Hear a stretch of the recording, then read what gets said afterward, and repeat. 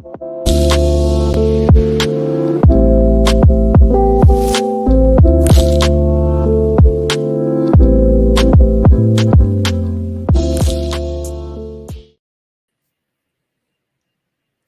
going on, everybody? Welcome to the Locker Room Rant. I'm your host, John Veed. With me today is my co-host, Nick. What's going on, buddy? Not too much. Just had our Greek festival in Warren this past 5 days. It was pretty hectic, but now we're going back to reality and going back to everyday life. And we're doing a special Monday version of the Locker Room Rant because honestly, I work tomorrow. So we're doing this today. Look at this, a pillar of the community, Nick, just helping out everywhere he can. Good for you. Yeah. We want to make an announcement. Tony's not with us today because he and his wife just gave birth to a beautiful baby boy. And Tony is just doing the home thing, man, being a dad and helping the wife and just, making the best of it. So, Tony, we want to congratulate you and Christina on your new baby boy. We love you guys. And Tony, we hope to see you soon, bro. I talked to Tony earlier. He'll probably be messing around in the chats a little bit. He just couldn't actually physically get online. Yeah, I talked to him. So Tony, congratulations on your new baby boy.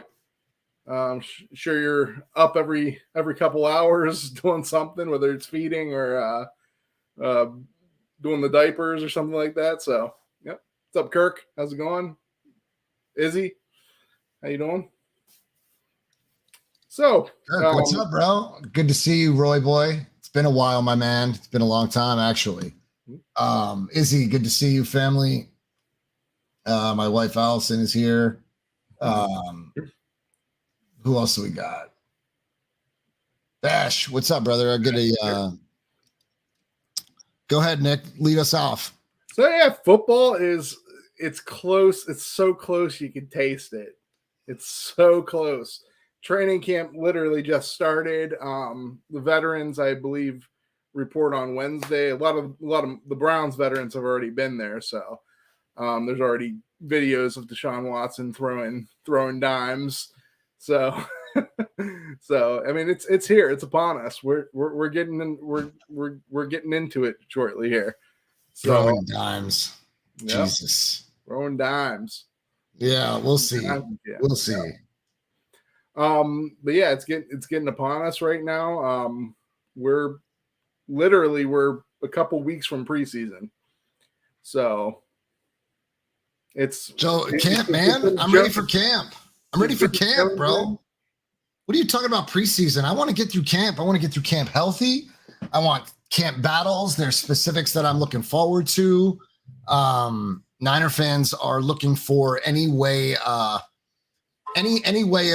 consuming some content outside of the quarterback controversy. So I think a lot of people are looking forward to certain camp battles. So I'll share mine later on in the episode, but yep. I'm looking forward to camp, bro. There's always something comforting about this time of year. The moment you see that first, the Hall of Fame game, which the Browns are going to be in this year, but the moment you see that first little bit of NFL action, even though it's not regular season, there's something comforting about it. One of the nicest things, I live by a high school here, so you start hearing the band start playing periodically. That's going to be coming up here shortly. It's really an awesome time of year.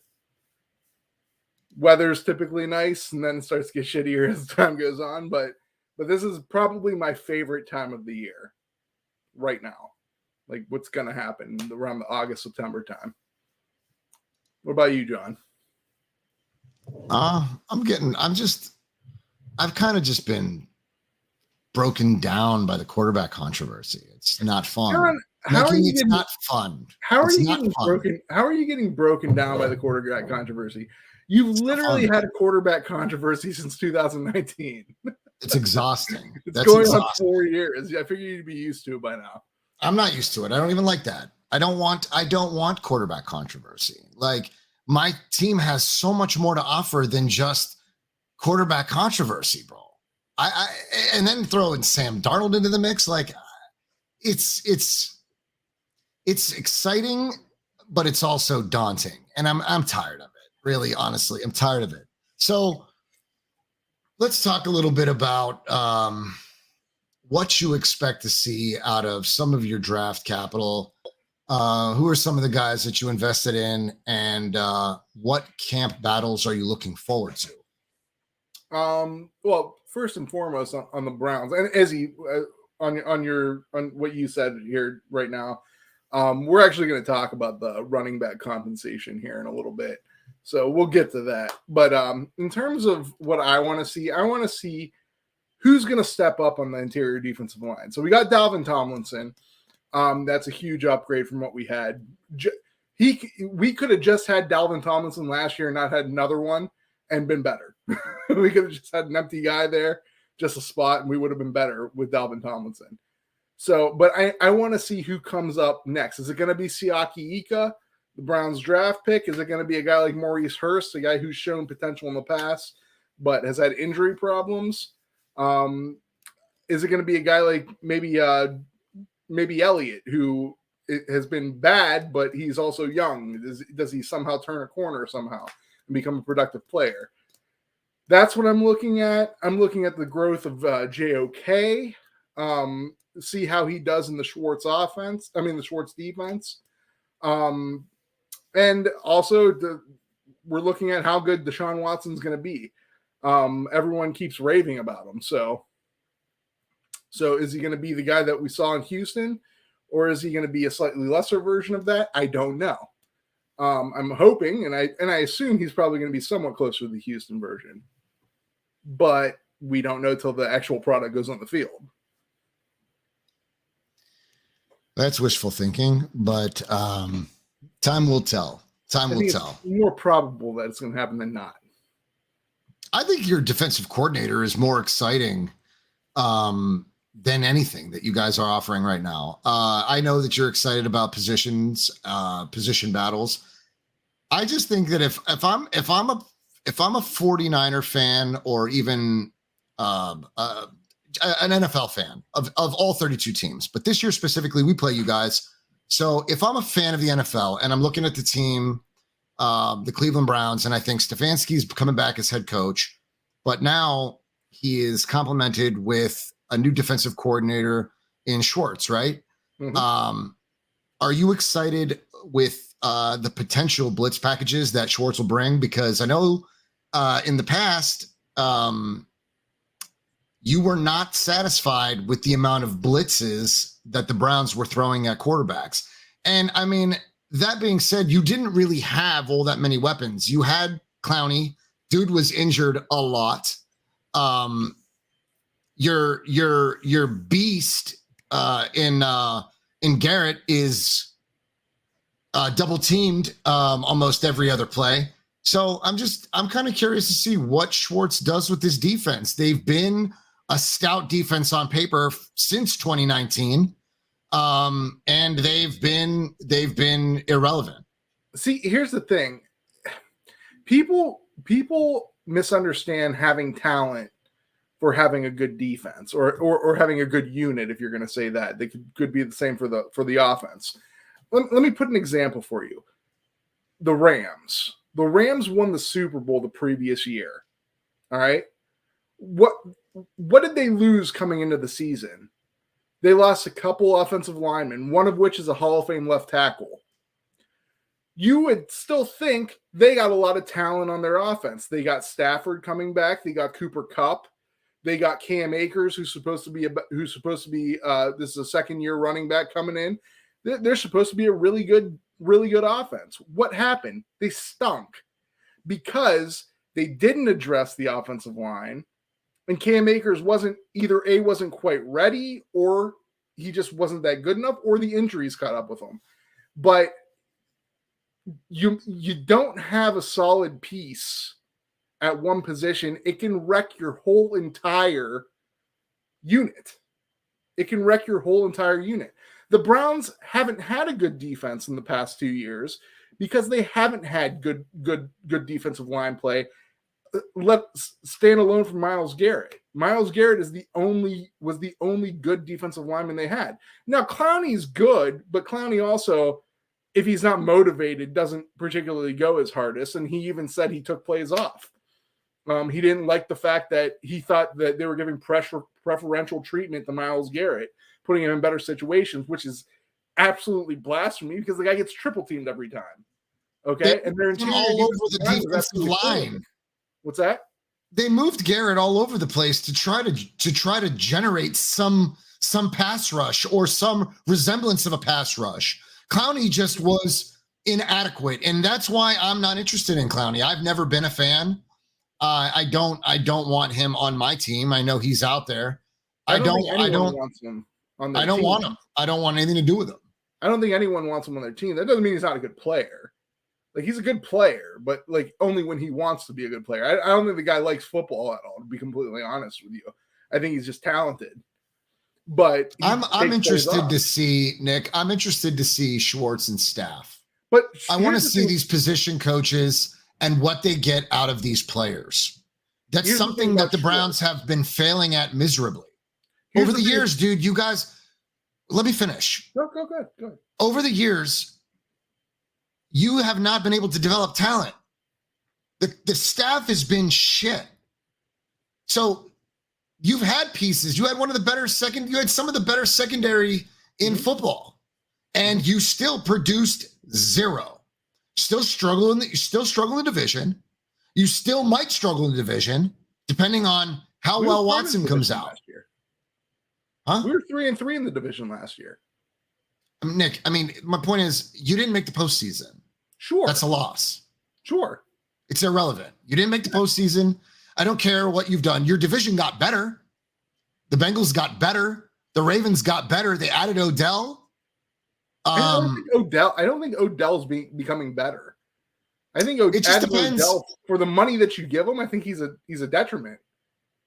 Look, Odell is a threat, regardless of what. I think so. He helped the Rams win a Super Bowl. Did he? Or were they going to do that regardless whether or not he was on the team? Anyways. Look, I'm just telling you that, in my opinion, Odell Beckham in that Ravens offense, that's a threat. You're getting Odell Beckham off of 2 ACL injuries. You're getting Odell Beckham, who hasn't really produced all that well. Even when he was with the Rams, he wasn't lighting the league on fire. He was their second or third best receiver.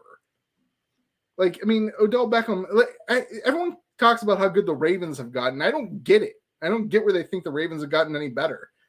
They're still the same team that I expect them to be. Well coached. I'll give them that. Well coached. With a quarterback who has limited upside but a high floor.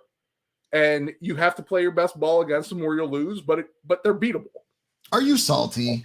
Are you salty still, bro, that he demanded so much from your organization and more so much from Baker that he destroyed that offense by commanding the ball and forcing Baker into positions where Baker felt like he had to feed Odell because of his ego, bro. That being said, you just sound salty, and I get it. I'll give credit where credit's due. I just don't think he's done much. I just think that he's going to help spread that offense. He's the most in the division wide receiver in the league. I'll be completely upfront. There's no wide receiver more overpaid than Odell Beckham. Are you talking about like when he played with New York as well? No, because he was actually sweet. He was actually really good back then. I'm talking now. I was like, what's his contract right now? So it gets paid like $15 million. He's getting paid $15 million. He might even be getting paid more than that. But I know it's 15. Like, Beckham is very, very vastly overpaid. And there's probably guys that got half of what he got that actually are better receivers than him right now. And you're talking about a guy who wasn't producing at an elite level before, then he got 2 ACL injuries. I mean, you want to take that risk? You want to pay $15 million for that? Knock yourself out. Go ahead.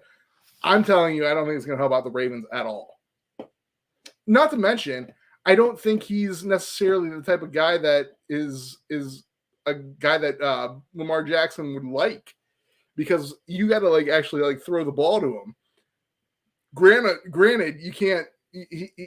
He might be able to like scramble out of stuff and do a little bit of like sandlot ball, but Odell Beckham is not a big receiver. I think if you're gonna want to maximize Lamar Jackson's potential, you get him big receivers that he can just toss the ball up to. Nick, Odell's contract is 1 year, 15 million, but I mean, he counts for 39 for 3.9. What is that? I mean, he's still getting paid 15 million. Yeah, but I mean, Okay. I think he was he got a $13 million signing bonus. Okay. 13,835,000 guaranteed, and an annual salary of 15. In 2023 will earn a base salary of 1.1 and a signing bonus of 13. Okay. While carrying a cap hit of almost 4 million. So the dead cap value is 15. So here's the thing. Either so you're still paying him 15 million, but either you pay him 15 million or you cut his ass, then that's where your number comes in. And he only counts for 1 million. Either way, not a good situation for the Ravens to be in. I am surprised that they paid him that money. I mean, that's what he's demanding because his name with the injury, with coming off the injury, I am surprised. I will give you that, right? Because honestly, I probably wouldn't have paid him. Beckham is right now. I would have paid him. Listen, I mean, Odell's an athlete. Give the guy credit. I mean, you're salty. You're salty, but he's not with two bad bum legs. Like, you don't even know how good he is right now. Like, no. It's hard enough to come back from one ACL injury, let alone two.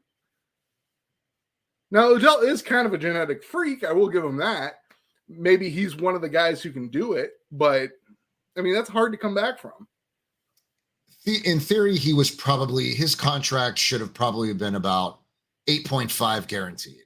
Yeah. And even that's generous. He got double that. That's generous. Yeah. You know what I mean?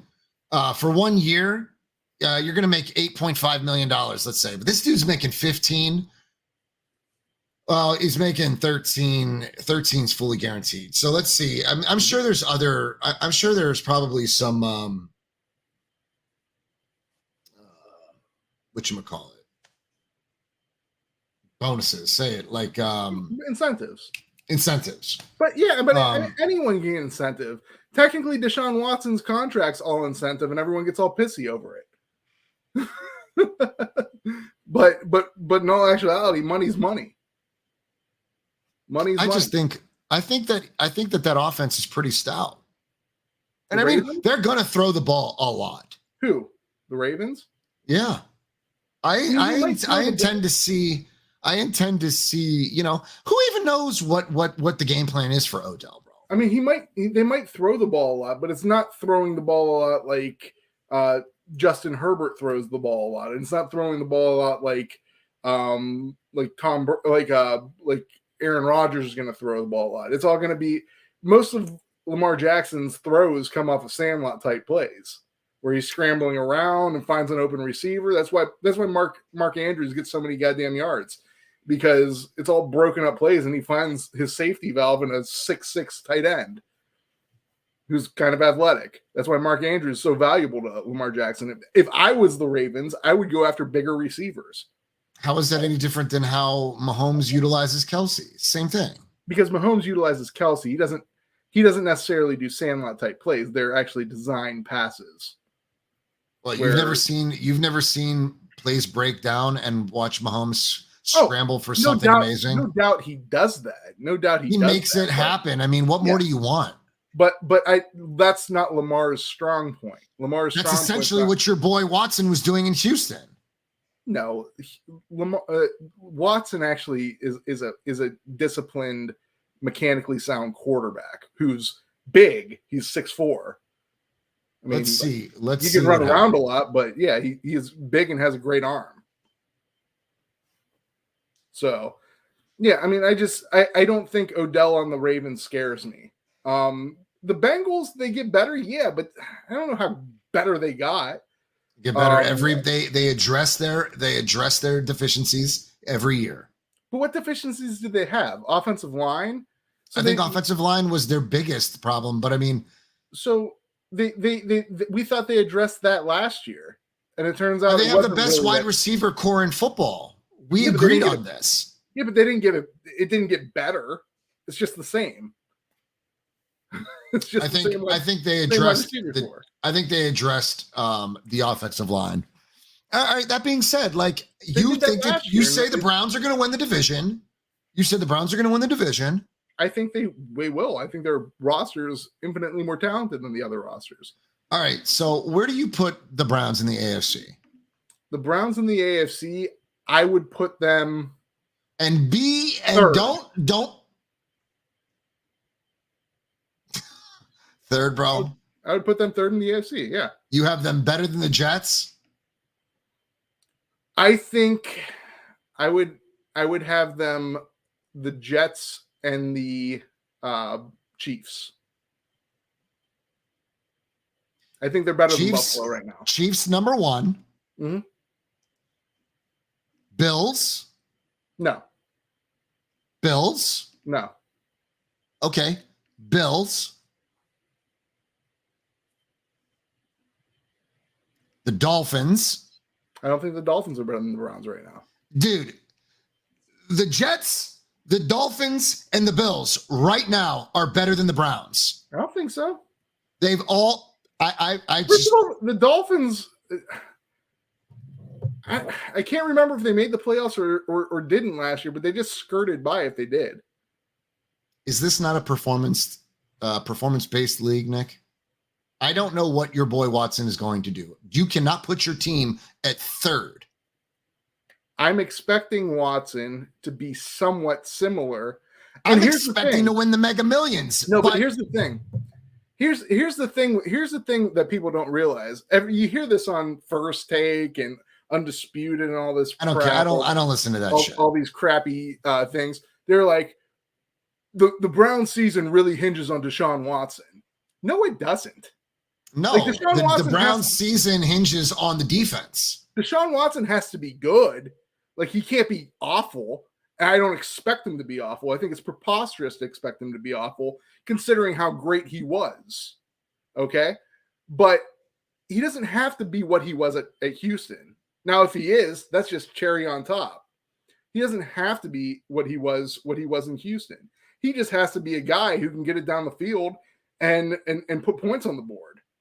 If he does that and is somewhat efficient, I feel like the defense is a lot more important than Deshaun Watson is, because if we had a decent defense last year, we would have been a playoff team. Like, we missed the playoffs by 2 games. But you had a good defense last year. You just had Woods. Woods did you dirty, bro. Woods did you dirty. I told you we had a gaping hole in our defense, and no matter how much talent you have on the defense, if you have a gaping hole, that talent is moot. It's non-existent. Doesn't matter, because if the defense, if there's no pass rush and the quarterback has all day to throw the ball, it doesn't matter how many good cornerbacks you have back there. You're going to get beat. A good cornerback can only cover a decent receiver for 5-6 seconds. If the quarterback has 8 seconds to throw the ball, then Denzel Ward. It doesn't matter how good he is. You put any quarterback there. You put Primetime back there. He ain't gonna be able to cover those guys. Let's see this pass rush. You've been talking about it. I can't wait to see it. I honest to God can't wait to see it. Who covers the Browns during camp?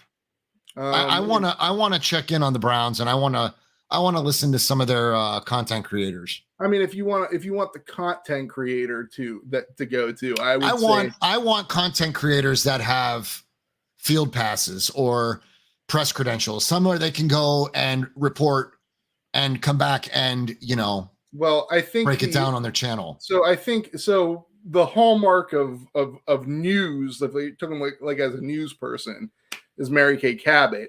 If you're looking for a guy like more internet oriented, Quincy Carrier is probably the guy to look forward to. I think he actually got credentials too.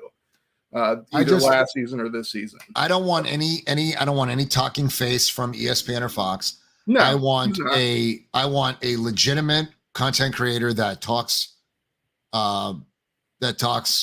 what they see. I want an honest report because I really want to follow it this year. Yeah, so because Quincy I'm Carey, telling you right now, look, and I left Carey is Cincy probably out. the best I left Cincy out. If I had to rank the AFC, I probably would agree with you, David. I would have the Chiefs, Bengals, Bills, Jets. Or no, I'm sorry. I would have the Chiefs, Bengals, Dolphins, then the Bills. So I have the Dolphins at 3. Because of Fangio as their coordinator, they're adding him. He's going to take that defense to another level. The only thing that concerns me about them is obviously Tua. And I think that's most people. But Okay. Skylar Thompson, I do like Izzy's right. Like Skylar Thompson almost sent the Bills packing, bro. And look, Mhm. the Browns have been just awful.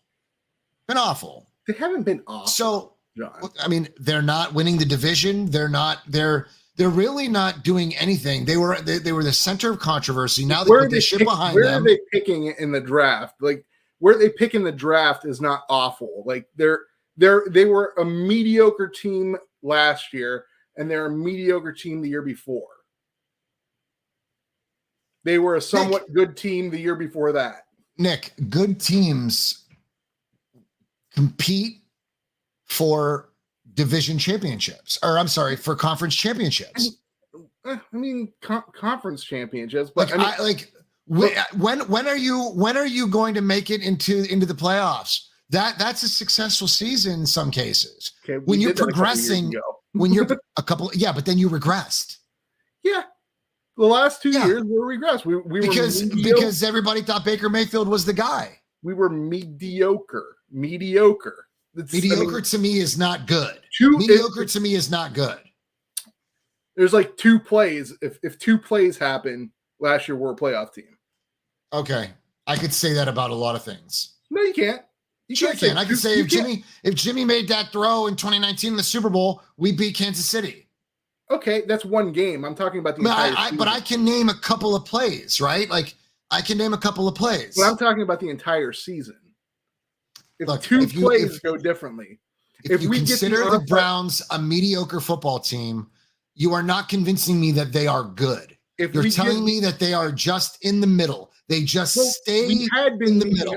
What I'm telling you is we had been mediocre with giant holes. We don't have any holes this time. Dude, you were mediocre. If Kenny Pickett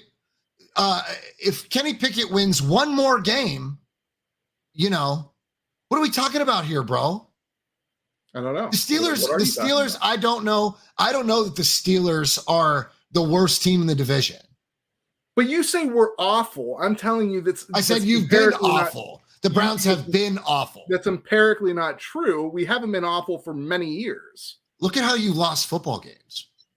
It's awful. Sure, I understand that, but you also can't say we're awful. We went 3-3 in our division. You lost with a minute left to the Jets. Yeah. And that was without Aaron Rodgers. Yes, that's one of the plays that I'm telling you. That's one of the plays I'm telling you. The Chargers game. If we get an onside kick, if we just recover the onside kick, that game's over. The Jets don't have a chance to beat us. All we got to do is recover the onside kick. If Jacoby Brissett doesn't throw a ridiculous, I mean, I love Brissett. I love what he did last year, but what he did in the Chargers game, throwing that interception at the end of the game, was absolutely ridiculous. We had that game won had he just ran straight. like those are 2 plays, literally 2 plays where if those went different, we're in the playoffs. How many yards is Watson throwing for this year? How many touchdowns? How many interceptions? Give me your guess. I would say I'm gonna write it down. We're gonna follow it. We're gonna track it. Watson throws for 4,500 yards. 45. I would say he runs to Amari Cooper, Peoples-Jones, Amari Cooper, and then a bunch of nobodies we've ever heard of. Not more. What more? Oh, DJ Moore. Elijah. Oh, Elijah Moore. Oh yeah, you did. You guys gave up the farm for Elijah Moore. No, we didn't. We gave up nothing. You did. You did. You gave up compensation. We gave up nothing. No, you gave up something. We gave up a 2nd round pick and got like a 3rd pick back. A 2nd round pick is not nothing. Yeah, and we got like a 3rd round pick back. We gave up like 20 spots in the draft to get Elijah Moore. Oh, that's right. David Njoku. That's right. So you do have Njoku still. Yeah. I now that the quarterback controversy in Cleveland is at the wayside, Mhm. I would say I expect to see Watson probably at around 3,800 yards, 20 touchdowns, 14 interceptions. I would say, considering the fact that the last full season he played, he had like almost 40 touchdowns and like 4 interceptions. Nick, I would say that number that's been a long time. That's been a long hasn't time. been that long. It's been I don't care what Watson did. I don't care what Watson did. Well, Watson, because Watson came back last year and he looked like absolute dog shit. First of all, okay, yeah, he hadn't practiced with the team literally the whole year, and you're expecting him to come. Listen, I expected him to do it too. Okay, I underestimated how much actually being with the team really matters. I thought it was going to be like riding a bike. Apparently, it's way more. And the thing is, players will tell you it's way more in depth than that. It's even just coming off the bench and starting. If you've been practicing with the teams,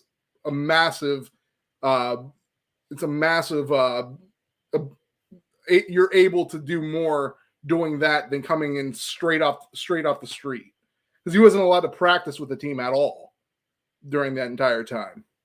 But I'll give you that. Even on your estimation, you said 3,800 yards passing, 20 touchdowns and 14 interceptions. If he does that, the Browns are a playoff team, and not only just a playoff team, one of the better teams in the league. I don't think that Deshaun Watson right now is the third best quarterback in your division. I think he's at the basement. He's in the basement because he's done nothing yet. He can't be in the basement, John. He has to be. You get it. Kenny Pickett already. The Steelers. Kenny Pickett went to a playoff. He's better than Kenny Pickett, John. He's better than Kenny Pickett. He was. I don't know who he is yet. It remains to be seen. I will bet you $100 that Deshaun Watson finishes in the rankings better than Kenny Pickett will. Not only that, I will give you 4-1 odds on that. I think Kenny Pickett could have a great season this year. I think Kenny Pickett's capable of being like a system quarterback that like manages the game, sure, but he's not going to finish better than Deshaun Watson. And you know that. I don't. I don't know who Deshaun Watson is going to be yet, Nick. I just don't. You know that. If you were a betting man, if you were in Vegas and you had to bet on that, who would you bet on? Who would you put your money on? You would put it on Kenny Pickett? I think he's second year in the system. I'm he counting on really that good last year. You know what? He really wasn't that impressive, but they won. Okay. And I think Kenny Pickett Pickett really won't win. They finished slightly better than the Browns. My point is that the Steelers made the postseason and the Browns have not. And they got dusted in the postseason. And I don't really know if the Browns or the Steelers they're almost equal to me. Cincinnati is you beat Cincinnati, but I don't know. I was there for one of them. I was there for that game. Listen, I was there last year when they beat Cincinnati. It was a great game. It's a great game. Make an argument that Cincinnati's better than the Browns. I can't really argue with you on that. I have my own preference, but if you want to argue that, I can't really argue with that. We'll see on the field when that time comes. I can't argue that the Browns are better than Cincinnati if you hold the notion that Cincinnati's better than the Browns. But I can't argue with you. I can say that you're full of shit when you say a guy like Kenny Pickett's better than Deshaun Watson. I'm just saying he's done more right now. Kenny's done more. He hasn't done more. He had double the amount of time to play as Deshaun Watson did last year. Okay. So what? Did nothing. So that's not a fair assessment. He did. No. Kenny Pickett didn't have that good of a year. He didn't have that good of a year for a rookie. Kenny Pickett had a better season than Deshaun Watson. That team won the games because they're good, because they're well coached. Kenny Pickett wasn't allowed to make as many mistakes. Nick. And Kenny Pickett Kenny Pickett had a better season last year than Deshaun Watson. John, Deshaun Watson played 6 games. That's not Pickett's fault. And really, for the sake of the argument, if I remember, Deshaun Watson went 3-3. Deshaun Watson won 50% of his games. Deshaun Watson, the season was already over. Okay, but Deshaun Watson won 3 of his games. The season was over for Cleveland when Deshaun Watson got to the helm. Like this is what, when people talk about Deshaun Watson, it drives me crazy because like they act like he had you're the hanging worst your hat on you're hanging your hat on something that happened in the past. Recent past. It's not like really we're talking about a 33-year-old guy and now he's 36. And we're not talking about Mike Tyson coming back from jail and fighting at age 31 when he was 26. You know, I think we're talking about a guy who hasn't played in 2 years because of injury, a holdout situation, and the fact that he got suspended for some bullcrap. That's it. Okay. What's up, Brian? Good to see you, fam. Big Doug, good to see you, brother. I think Brandon was here earlier too. Anyway, listen, I just have a hard time arguing with you about Deshaun Watson because you are you have grasped onto who he was in Houston, and that's your expectation. And I get it. But as a Browns fan, I guess it makes sense in some instance, but really, honestly, Kenny Pickett had a better season than Deshaun Watson. But what I'm telling you is that Deshaun Watson doesn't have to be that good. Deshaun Watson doesn't have to be that good for the Browns to win. Like if Deshaun Watson, like we were a decent team with Jacoby Brissett. It's honestly, Mariah, what's up, fam? Good to see you. I hope you're enjoying your vacation, fam. She's here hanging with us, bro, and she's on vacation. Go on, Mariah. Good to see you, family. Look, I think that your expectations should be, you should be excited about the quarterback position. Yeah. Because he gets a full off season and he gets OTAs and he gets camp and he gets all that. Yep.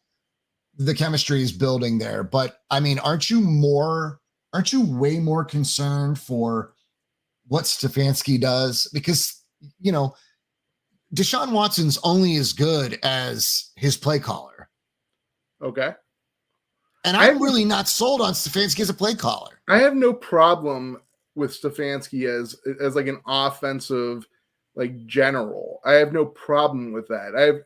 He actually is a very good offensive coach, even with the Browns. Like he's been a very good offensive coach, put a lot of points on the board. My problem with Stefanski is that he makes boneheaded decisions sometimes, much like Kyle Shanahan. He thinks that he's smarter than everyone else and does things that normal people wouldn't do. And sometimes that costs the team games. Like when he's supposed to kick a field goal and go ahead and he decides to go for it on like 4th and 3. Like that's the problem I have with Stefanski. Otherwise, but you have Nick Chubb. You have Nick Chubb, and at the time you had Kareem Hunt. Like you should be able to get 3 yards. You should get 3 yards. Yeah, but when you have a chance to go ahead in this league, you go ahead. Like you don't miss an opportunity like that, and all of a sudden the other team comes down and scores a touchdown. Now you're down 7. Like if it's the start of the game and you have to go for 3, go up 3-0. I think Stefanski overvalued Jacoby Brissett. I think that Brissett was I think they gave him too much. I don't know. I think they needed to rely on the run game a lot more, and they didn't. It really, ultimately, the Browns should have ran Chubb for those 3 yards. John, it doesn't matter, especially when like it got down to basically the offensive line was decimated and we were on our third center and teams were just cutting through our line like butter. Like at that point in time, it didn't matter. But you can't just run Chubb every freaking time. You're going to kill the guy. Okay. What's up, Laney? Yeah, we had a Monday night unexpected show. Nick has to work tomorrow, and Tony is welcoming his little boy into the world.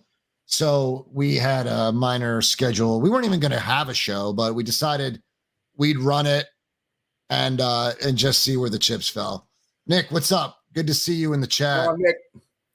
Nick says, it was either we had a show today or we don't have a show this week, and we've had a bunch of those already. Biggest game the Browns won in the last 30 years. Their head coach was in the basement with COVID. Yeah, that's true. Yeah. That's true. I still great game. I'm not really sold on Stefanski. I think that he probably, this is probably his last year. If he doesn't make the postseason this year, I think he's gone. I mean, I think you're right. I think you're right with that notion. I think he should have been on the hot seat last season. There aren't any excuses. If they would have fired him last season, I wouldn't have been opposed to it. But he's still around. I don't think he's with Doug Peterson out there. With Peterson out there, I at the time, I would have rather have had him.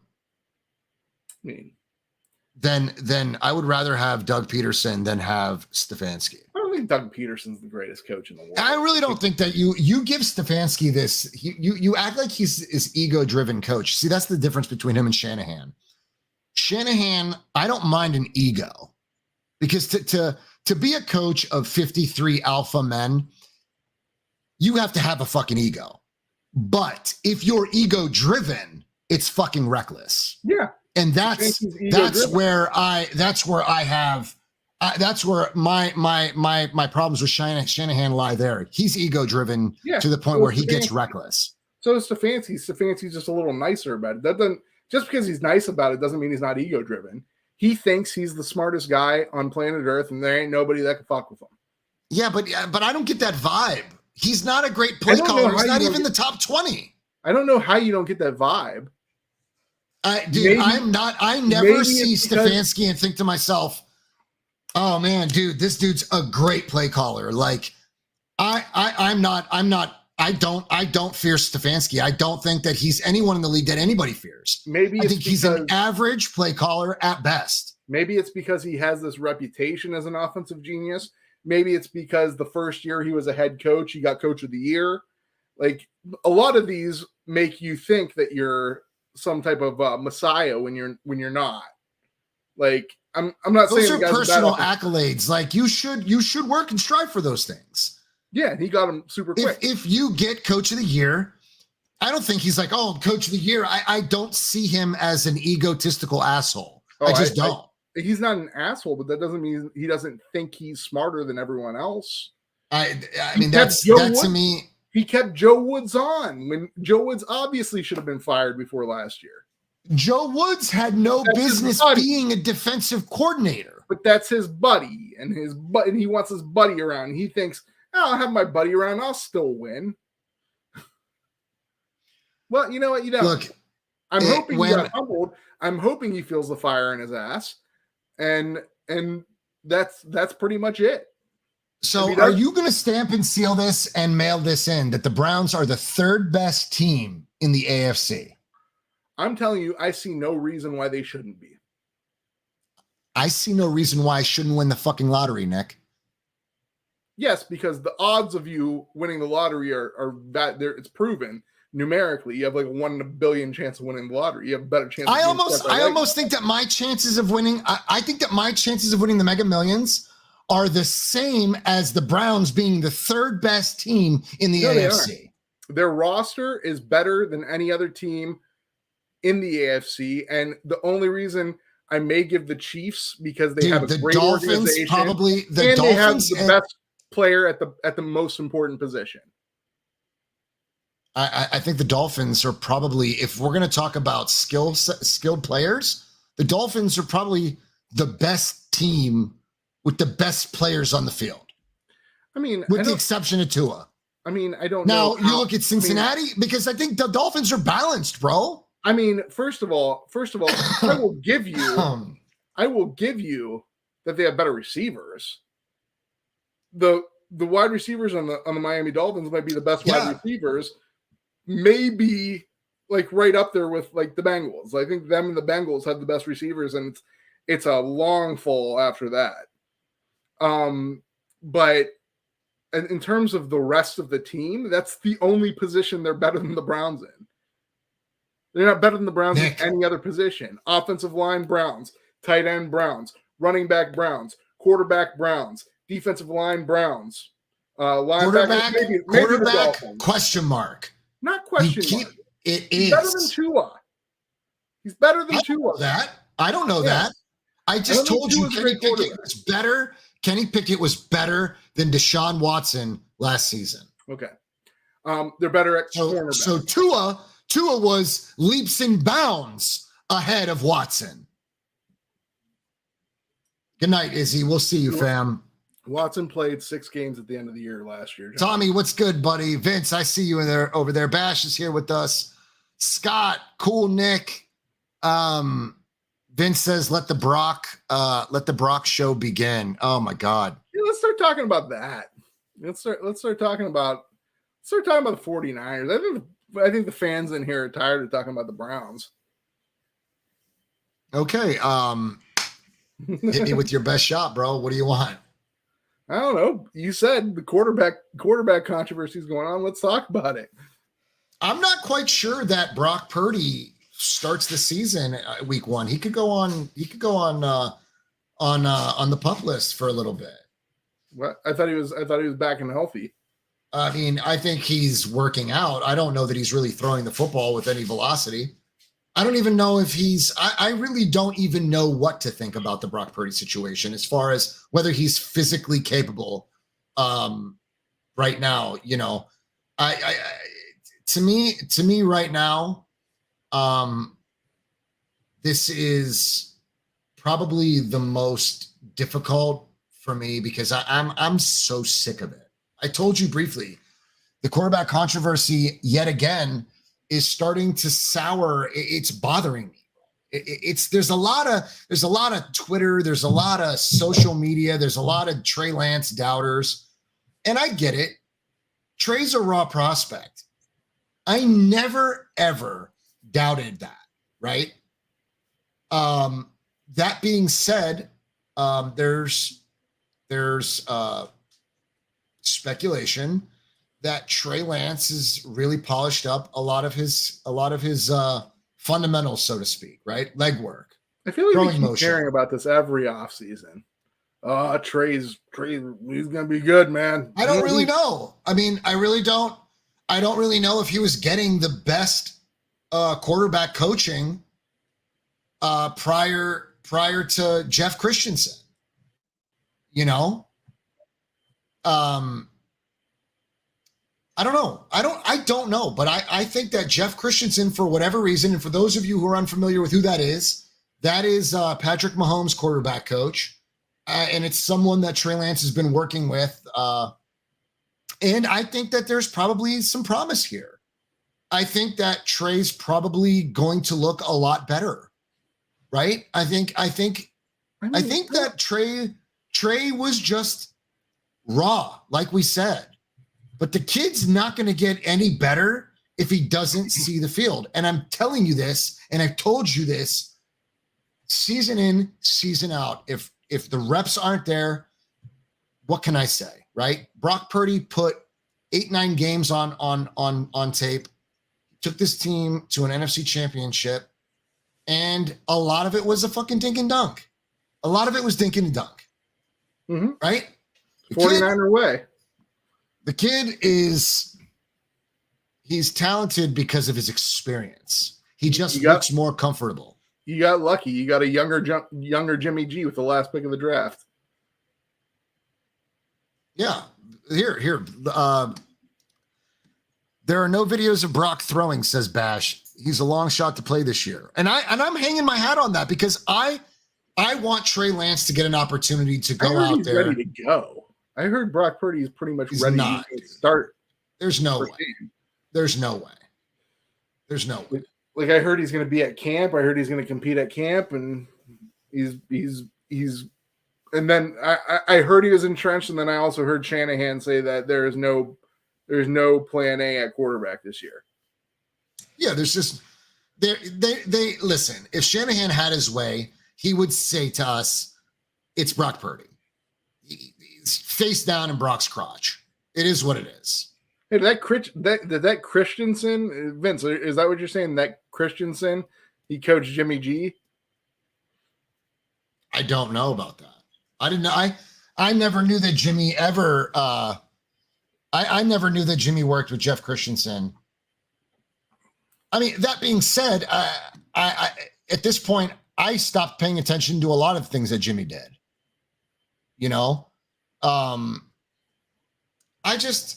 having a hard time, Nick. I'm not going to sit here and Vince seems to agree with me. Vince seems to say he's ready to. The guy is ready to go. He's starting week 1. If the Niners are rushing him like they do every other injury at key positions, sure, okay, fine. Let's see how well that goes. We always have a habit of forcing these guys, back onto the field prior to actually being 95%, and we'll see. I'm not at this point, Nick. I want Trey Lance to get on the fucking field. I mean, this is the thing I've never understood about 49ers fans, like especially in this crop of 49ers fans, because I know there's that other group of 49ers fans that you guys always call Jimmy sexuals. But the ones that love Trey Lance, I get it. He's your first pick. I get it. You want him to play. You want him to be a success. But I never understood this third pick. I mean, I'm saying he's your first pick, like first rounder pick, high first rounder. Third pick overall, if you want to say that. He's the third pick overall. You want him to succeed. But you have a guy. Here's what it feels like. You had a guy in Jimmy G that won. And you have a guy now in Brock Purdy that won. And Brock Purdy's hand was held just the same as Jimmy's. Do you understand?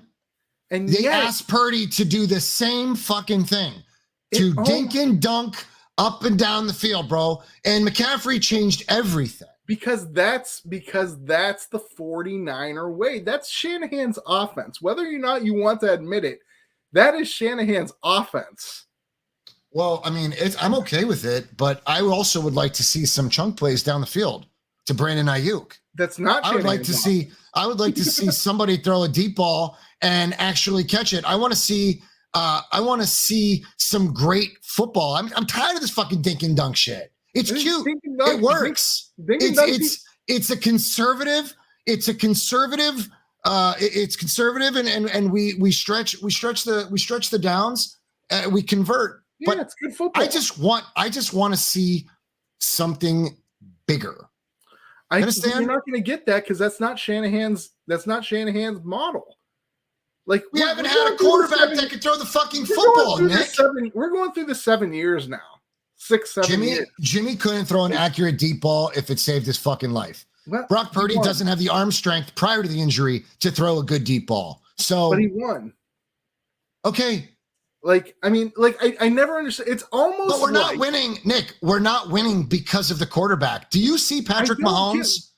Do you see how they are? If they fall from behind, they can make some big throws and get right back in the game. Yes, because Patrick Mahomes. We have to spend fucking 6 minutes driving up the field to score a fucking touchdown. This conservative dink and dunk offense. But that's because he's that dude. You guys don't have the personnel. Even if you guys did have a quarterback that did, you guys don't have the personnel to run deep routes and everything. Ayuk's not that good. I got news for you. He's just not. He's good. He's good. He's not terrible. I'm not saying that the guy sucks, but he's not that good. And Debo's never been a guy. Debo's never been a guy who could go get the ball like that. Wait, who's not very good? Who's not very good? Ayuk. Oh, God. Ayuk. You guys told me I said that before last season. You guys were like, oh, wait till this season. Ayuk's going to go crazy. Do you know how many yards he had? Yeah, like 900 yards. No. Check again. Okay. Go ahead. I'll wait for you. The whole chat's going to wait. We're all going to hang out, wait for you to Google Brandon Ayuk stats. Brandon Ayuk, in my opinion, is better than Amari Cooper. No. Not And even I close. don't think anybody in this chat would disagree. Okay, he had slightly over 1,000 yards. I even So said what? he would get 1,000 yards last year. But just because you get How? 1,000 yards Why? doesn't mean you're a great receiver. Why? What do you mean, why?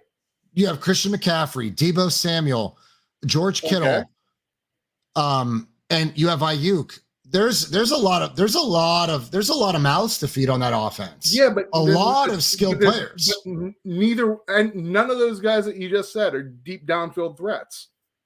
Brandon Ayuk is a deep downfield threat. Not really. He is. He's like a good possession receiver. He is better than Amari Cooper. No, he's not. He is. No, he's not. Amari Cooper even had a better year than him last year. Amari Cooper is all you got. Okay, he's, but he had a better. He's the singular mouth to feed on that entire offense. He had a better year last year with less passes that were floated through the entire offense. Okay. And a quarterback who why, Scott? Because he's been in the league longer? I mean, I don't think that Amari Cooper is better than Brandon Ayuk. He's better. I don't think he is. He had over 100 more yards last year. And his average was better. Being the only guy makes it harder. He's not the only guy. Donovan Peoples-Jones is still on the team. Donovan Peoples-Jones had 800 yards receiving last year. A lot of drops. Amari Cooper is so much better. That he demands a larger collection of the passes. And we didn't pass the ball a lot last year. We were one of the least passing teams last year. We didn't throw a ton of passes because we do have Nick Chubb and we did have Kareem Hunt. And we ran the ball quite a bit.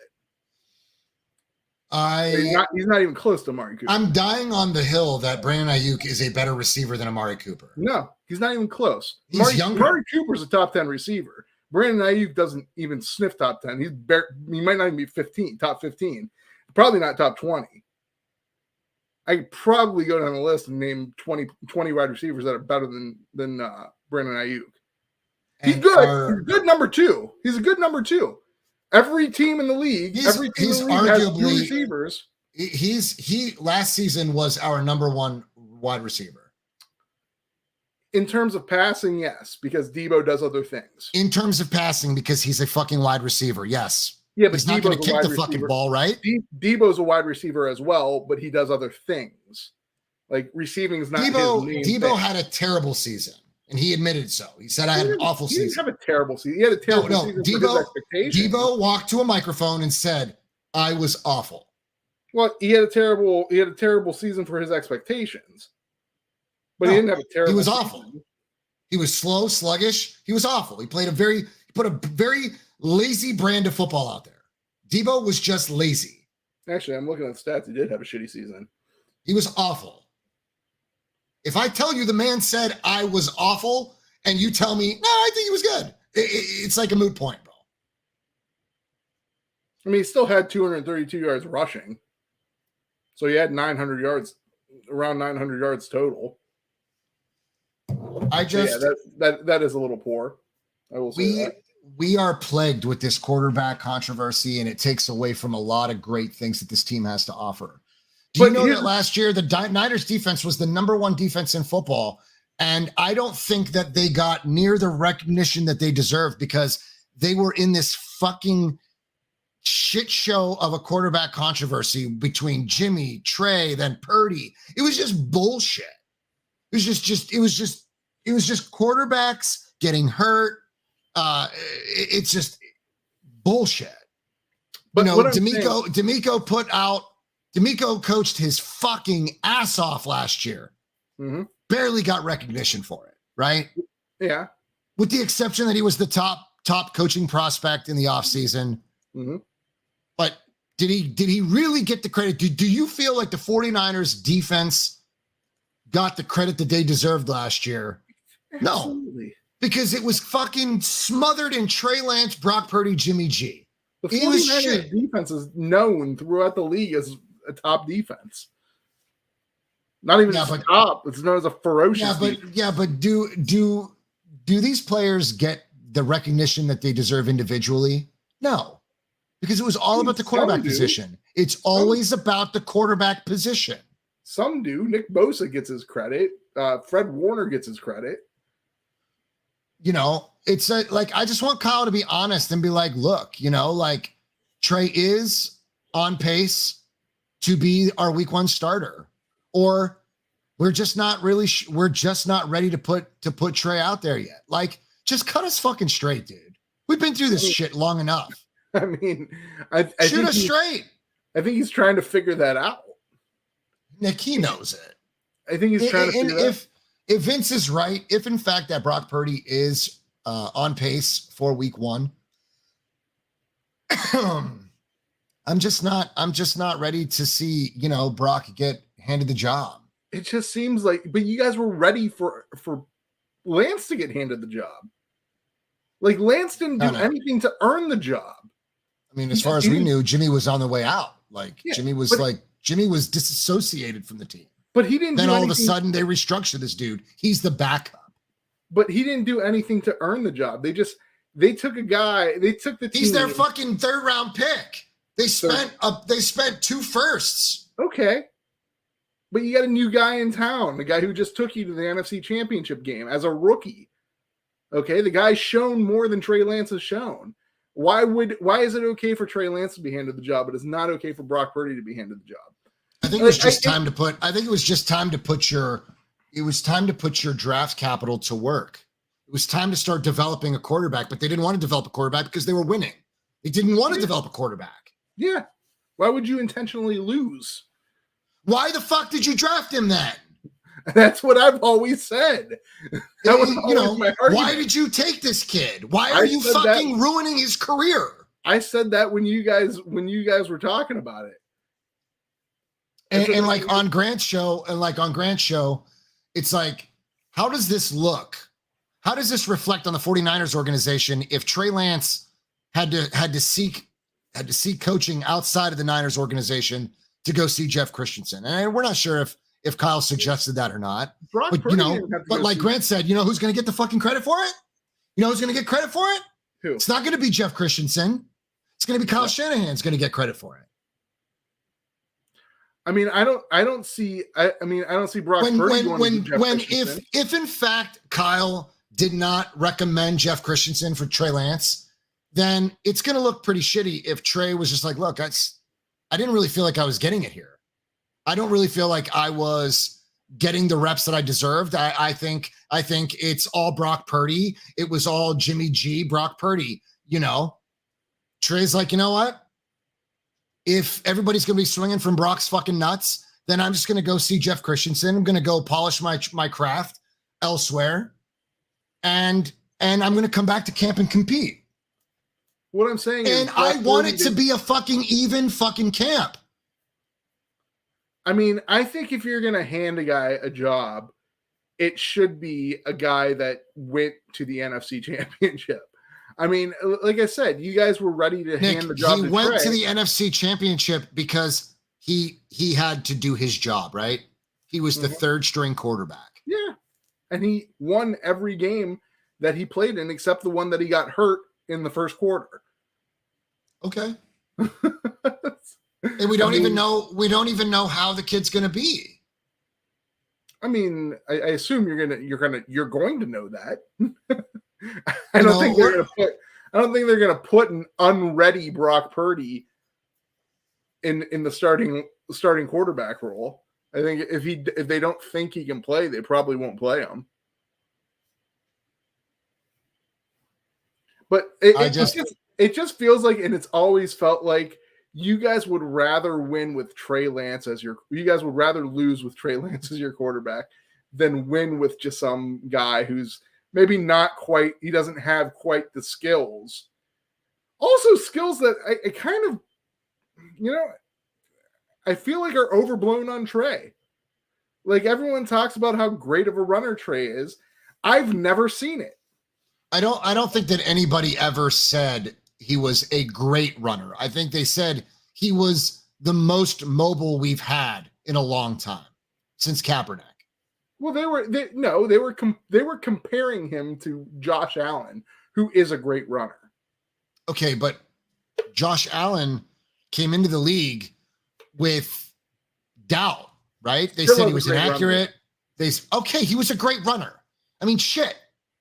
You know, if Trey could finish more than 2 games, when we could start to see whether the kid's developing in the right direction. I'm just saying, we're just gonna give Brock the ball and be like, look, go out there and win some football games. And what if he doesn't? It seems like if Brock Purdy is the starting quarterback for this team, you're going to be upset. I am going to be upset. I need to get a glass of water. So just hold on. All right. Well, I don't hate Trey. I know a lot of people say that. I do. I'm not going to lie. I get slight amusement. Out of seeing the dysfunction in the San Francisco 49er organization because my best friend happens to be a 49ers fan. That being said, I don't hate Trey. It's just I've never seen anything from the kid. And granted, I really haven't had a big chance to see anything from the kid because he hasn't really gotten that much run. He's only been around for like 4 or 5 games that I could see. But in those 4 or 5 games, he has never shown me anything. There's been like throws where I've been like, oh, the kid has some arm talent. Yeah, that's happened. But there's never been like times where I've been like, oh man, Trey Lance really got this game under control. He's really driving it home. No, he's always been Nick, kind of the team. I don't think anybody. I think there are a few things about Trey that a lot of us are just looking forward to see those develop. He is a very smart kid, right? He's a smart individual. He's got a cannon for an arm. Not a smart and kid. He is mobile. Patrick was a smart guy. He went to Harvard. Not a great quarterback. Football IQ. Trey Lance just. I've seen the Brock Purdy show. I've seen this already. Yeah. We're giving the kid credit, just like we did in 2017 with Jimmy. 5 games. And then they fucking threw the checkbook at Jimmy, and I'm not ready to go do this again. Like, I don't want to see this again. You don't know who Brock Purdy is after the injury. You don't know how he's going to perform. You don't even know if nobody knows if Brock Purdy is ready to play football. Nobody knows. But you know more about Purdy than you do Lance. I know that Brock Purdy didn't get run between the tackles and didn't break his fucking leg off. And here's the thing. You guys talk about you want to see your 3rd pick overall. I get that. I understand that. But what I'm saying is you guys have been given a gift. You guys have been given an absolute gift. You guys have what appears to be a high-end starting quarterback, much in the line of Jimmy Garoppolo, at a much lower price than Jimmy Garoppolo would ever cost you. If Jimmy Garoppolo is the bar in your mind, dude, like you're so far off. Jimmy Garoppolo is not the bar. He had a chance to be. Missed the opportunity. Listen, but you guys have been given a gift that with the last, was it the last pick or second to last pick? The last pick of the draft. It was Mr. Relevant, right? With the last pick of the NFL draft, you got a what appears to be, at the very least, a decent caliber starting quarterback at a low price to make up for what I think is a blunder at taking Trey Lance 3rd overall and trading the farm to get him. You guys have gotten a gift because the Mr. Irrelevant never works out. You have a better chance of a free agent, undrafted free agent working out than Mr. Irrelevant. Look, like you guys got this gift, and you guys you guys are looking the gift horse in the mouth, saying, "We don't want you." Nick, just take it easy. Hold on a second. Slow your roll for a minute. Let's honestly think about this for a second. Trey Lance, if Trey Lance is not ready to play week 1 because Shanahan doesn't believe that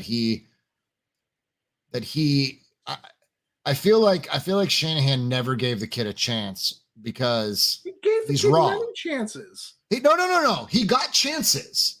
listen, I mean, he got hurt. I'm not going to say, I just don't believe that Trey got, I don't want to say it's not been fair. I just think that the whole situation was just fucked from the start. Okay. That being said, we are in a win now mentality, and we have a great roster. It's a Super Bowl. It's a Super Bowl or bust. That's it. Yeah. Yes. That's it. Yes. I'm not ready to believe that Brock Purdy. I don't even know if Brock Purdy is going to stay healthy for 17 weeks. I mean, that's to be determined. You can't really judge that or not. His injury was a freak injury. We don't know. There's so much unknown about the quarterback position in San Francisco, yet we're always in talks, contending for the NFC Championship. And I can't even get excited about it because I'm still so just sick and tired of this shit. Look, Shanahan could very well come out and just nip this in the ass and say, Brock Purdy is ready to play football, and he can and will play week 1. He won't do that. He loves the distraction, loves the controversy, right? Because if they're over here talking about quarterbacks again and trading Lance and all the narratives that get fucking spit out, it's insane. Mm-hmm. I want to think that there's some genius behind it. I really want to believe that. Well, I think this year it actually warrants merit because this year you have the quarterback who got hurt.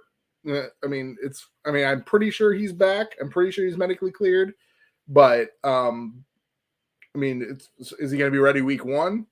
Then you got Lance, and then you got Sam Darnold, who was the number 2 pick overall at one point in time, not that long ago. So, I mean, there is. That's right, Laney. That's 100% correct. Warrant merit for the controversy. I think Lance's first start last season was shaky. Shaky. It's horrible. It was shaky. I mean, granted, the weather was bad, but I mean, 2 quarterbacks played in the same weather, and the one quarterback played much better. Okay, but quarterbacks generally get to, fix shit. He got hurt in the Seattle game, bro. Early. Okay. Yeah. Season over. Yeah. So, I mean, what? Here's the thing. She's right, dude. We did not know what we had in Purdy until he played. Yeah. No, you didn't. You really don't know what your quarterback really can offer you in a fucking torrential downpour. I won't make that excuse because Justin Fields, he also had reps. He did. But here's the thing. Like, Trey Lance has had opportunities to take the job. He's never done it. I'm sure after being the third pick overall, if he absolutely impressed during training camp, they would have named him the starter. He didn't. He wasn't ready, so they named Jimmy G the starter when Trey Lance was rookie. He had a chance when Jimmy G got hurt. He came in the Seahawks game, didn't win that. He had a chance against Arizona, didn't win that. The only game he won, and it wasn't all that impressive, was that game against Houston, who is a horrible team. Really bad. But he showed growth in that game. Then you go, he's handed the job in Chicago. Bad weather, I get it. But like I said, 2 quarterbacks drafted the same year. They're both second-year players at that point in time. 49ers with a much better team than the Bears, and Justin Fields takes it over them. Houston, I get it. It wasn't a long time he was in there, but he wasn't impressive. It wasn't Steve-o, like he was is it lighting crazy? the team on fire. Steve-o, is it crazy that I am just nervous to go all in on Brock? Like, I don't want to feel like I did in 2017. I got excited for Jimmy. I really did. Now, looking back, the way that we're talking about Brock Purdy and the expectation of Brock Purdy, it's the same. Like, we automatically assume that Brock Purdy's going to come in and he's just going to man the offense. And look, he very well could, right? He very well could. But what if it's just not that impressive? It might not. You know, what if it's just not that impressive? Might be dink and dunk. What if he's still holding the ball too long? What if he's still not getting the ball deep? You know, what if he struggles? What if he struggles with the injury, like the mental part, right? The mental part of the injury. You know, there's so much that I'm considering that I'm not just like I've been a Trey Lance guy because, frankly, I love the guy. I like the kid. I really believe that, you know, he was a raw talent. And in my mind, what? Like, I mean, listen, I'm not saying you should like the kid or dislike the guy. I think you should root for your draft pick, especially if it's a very high one. But I mean, Nick, your quarterback made headlines, right? Yeah. That's unnecessary distractions to the team. Okay. It's unnecessary, right? Like, when you're the quarterback of an NFL football team, you're not really supposed to embarrass the franchise. Now, granted, we're not going to get into it, but you're not supposed to make the news. Okay. Just got to be you got to be a good dude, right? Okay. In my mind, you got to be a good dude. Okay. And Trey Lance isn't doing anything. Jimmy was a great but you guys hated quarterback. He was a great quarterback in the sense of Jimmy didn't make the news, dated supermodel. No. You're right. You're right. Outside of that porn star thing, Jimmy stayed out of trouble. And that's great. That was the best thing. That was the best thing the dude could offer us. Right? Because, you know, you don't want that distraction. No team wants that distraction. Yeah. So, yes, if I say to you, I like Trey Lance the man, it's because that's all I fucking know. Yeah. I mean, I don't know who he is yet. You really don't know Trey Lance. I mean, I'm not saying Trey Lance is a bad dude. He probably is a very decent guy, but you don't know him. I like. You say you love him. I don't understand where that love comes from. He hasn't done anything on the field. He hasn't given you money. He hasn't. Because I want to grab onto something, bro. I just want to have something to look forward to. If I start buying into Brock Purdy, which. That sounds bad. Like Brock I bought Purdy him. Also I believe like a very, very nice man. But oh yeah, great dude, right? Brock Purdy's a great dude. Yeah, he seems very good. I like the man. I like that dude. He's a good dude. But I still don't know what he's going to do next season. Nobody does. Not a single fucking person does. 50 fucking shows a day, and everybody's got a fucking opinion. But you have. But you know what they don't say? You know what they don't fucking say? What? We don't know. But because here's the thing. Brock Purdy. Nobody says we don't know. Everybody just assumes. Brock Purdy came in and took that job. Brock Purdy came in and they didn't, like the 49ers didn't have Jimmy G as a second thought.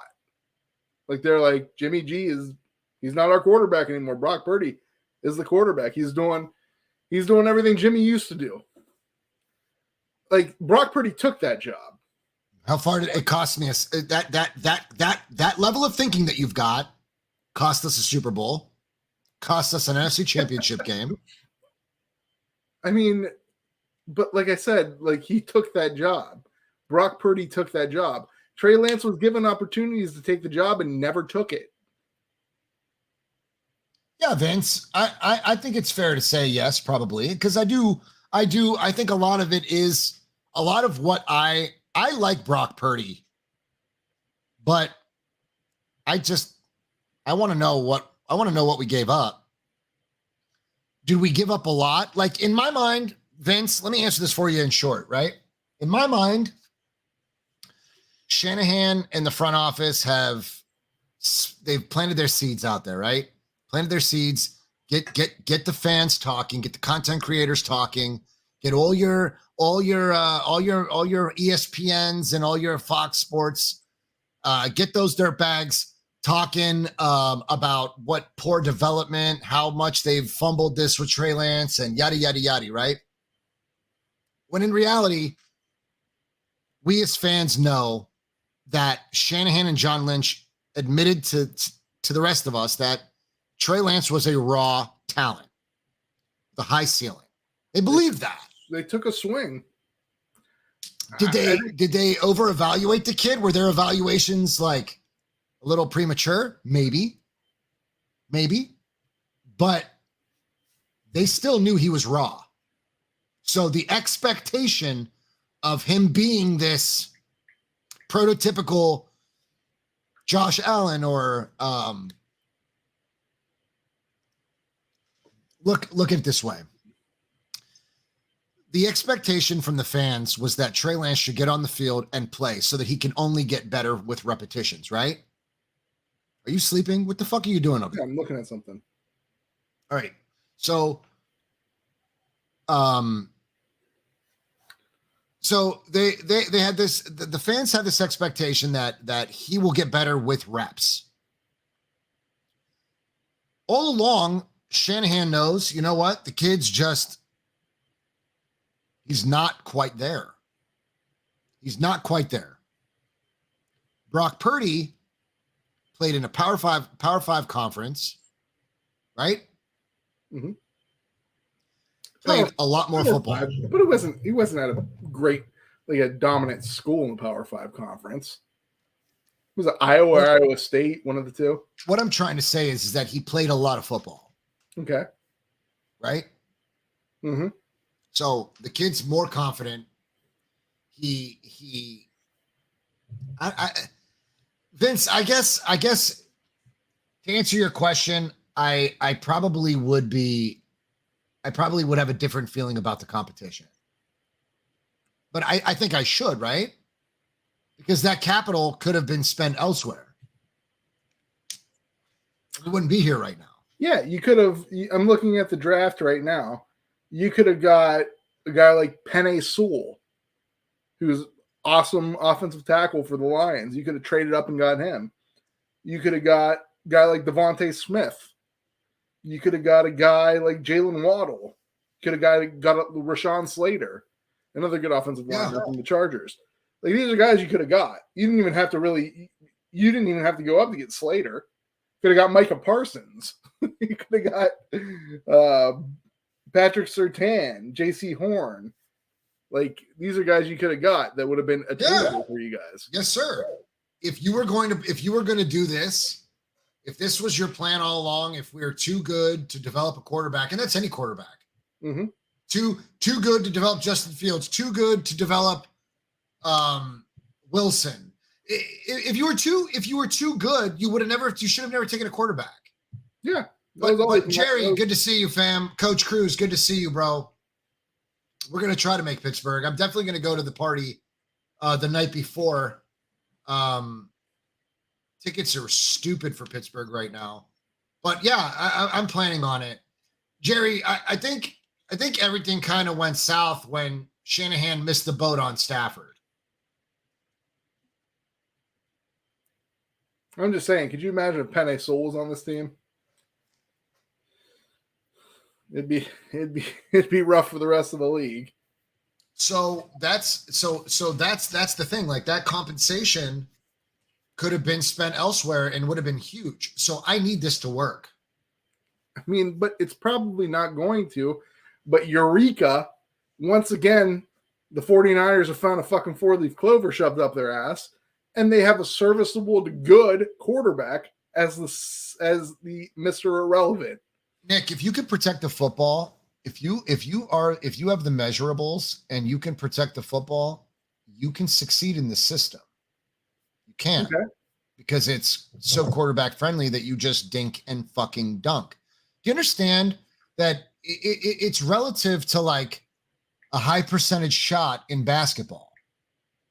These throws have a higher percentage of being successful. It's a higher percentage of moving the chains, right?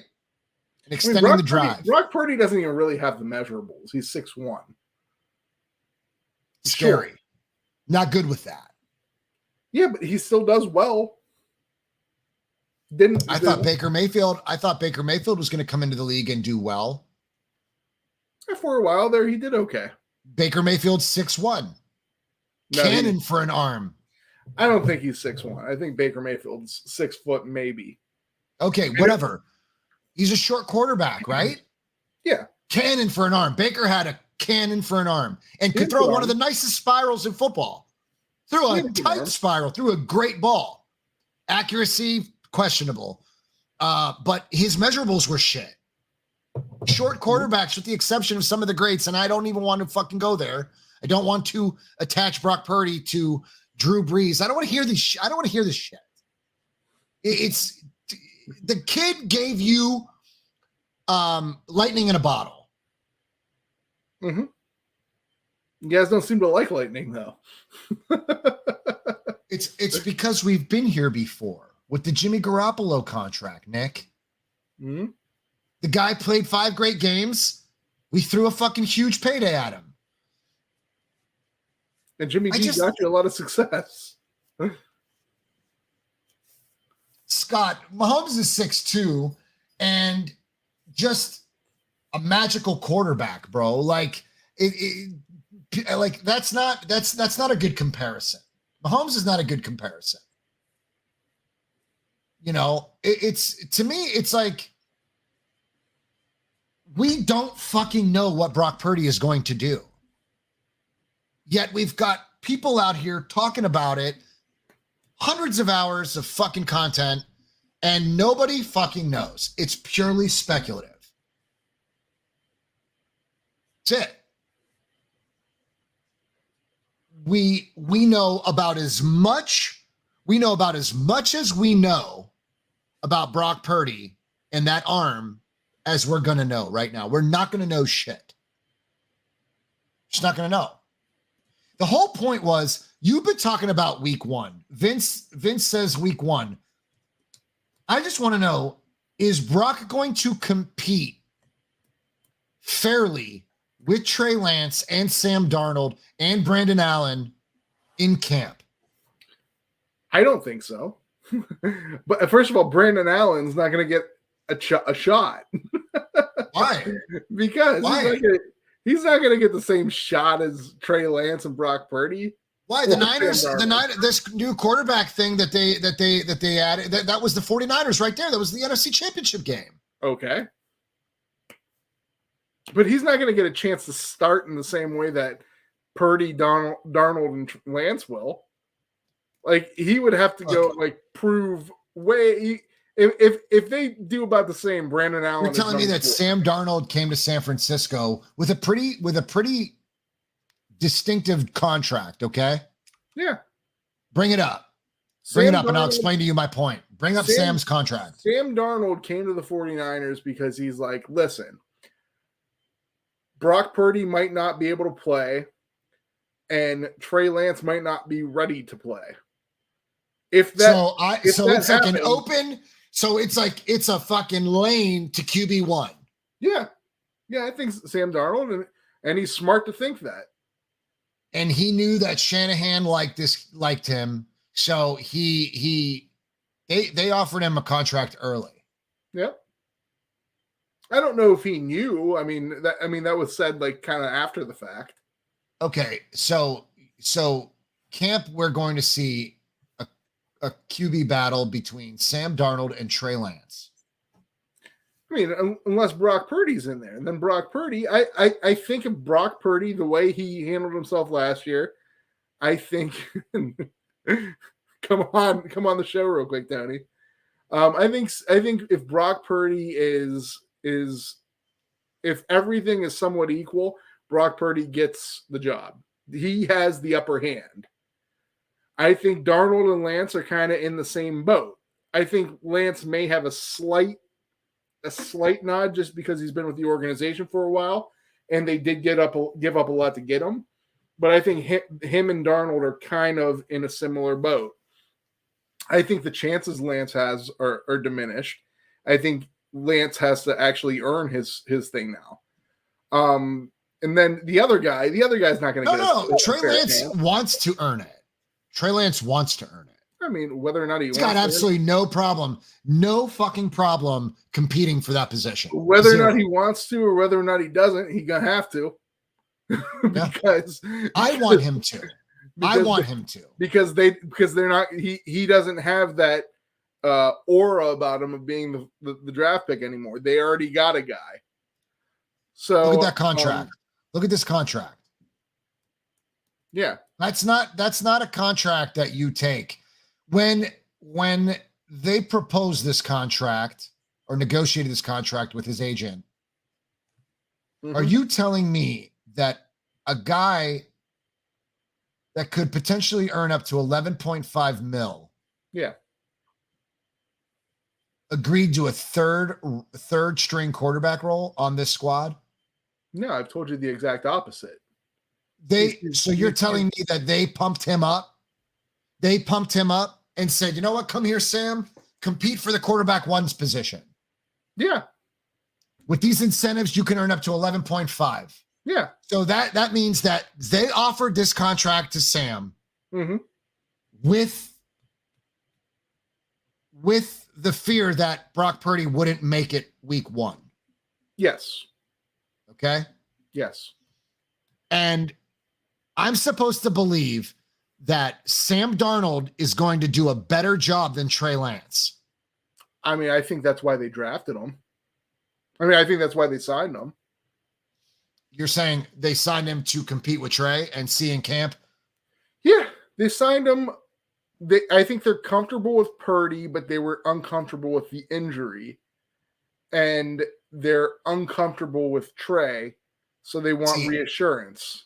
I see it differently. I don't know how else you can see it. I think they have Brandon Allen in a cheap-ass contract.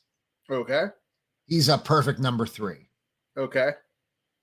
I think you start the season with Trey Lance week 1, given he wins this competition in camp. He should win it.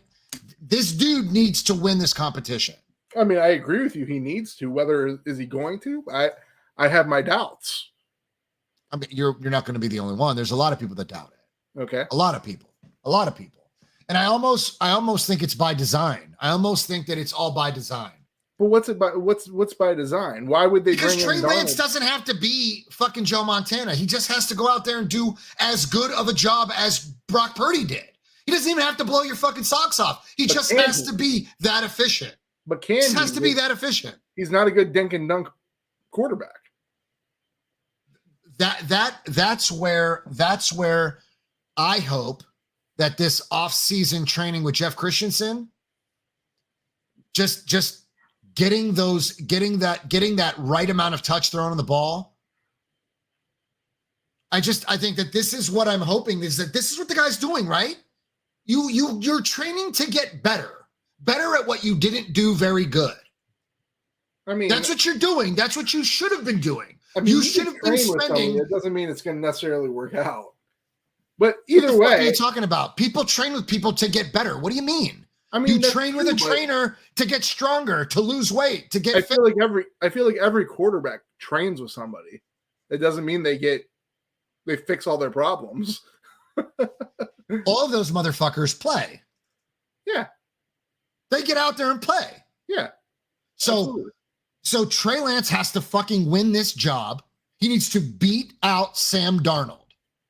And if for whatever reason Brock Purdy is ready to go and compete in camp, which I highly doubt, which is fucking bullshit, right? Because that'll be before. That'll be the asterisk. That'll be the fucking asterisk next to Brock Purdy's name, is that if Trey Lance does well, all these fucking Brock Purdy fans are going to be like, yo, Brock didn't get a fair chance. He couldn't compete at camp. He would have won that job. Okay. Understand? Mm-hmm.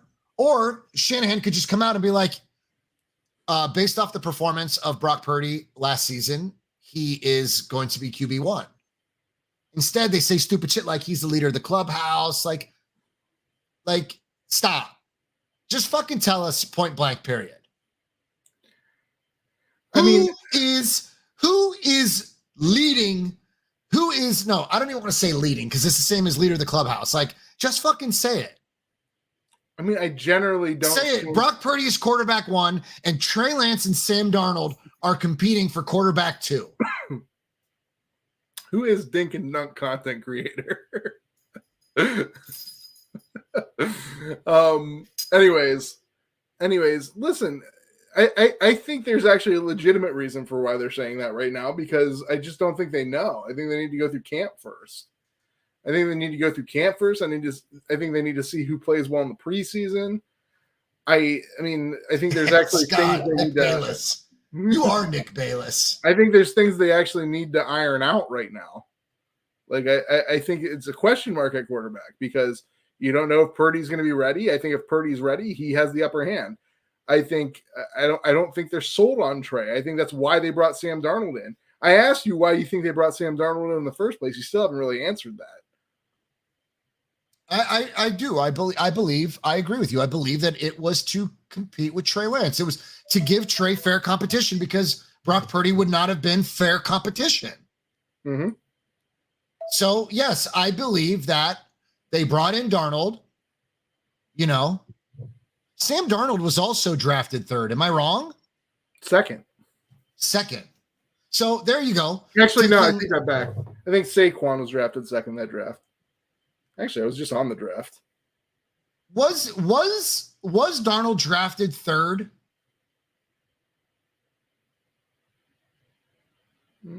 I agree, Jerry. I mean, I'm sorry. I hope so, Jerry.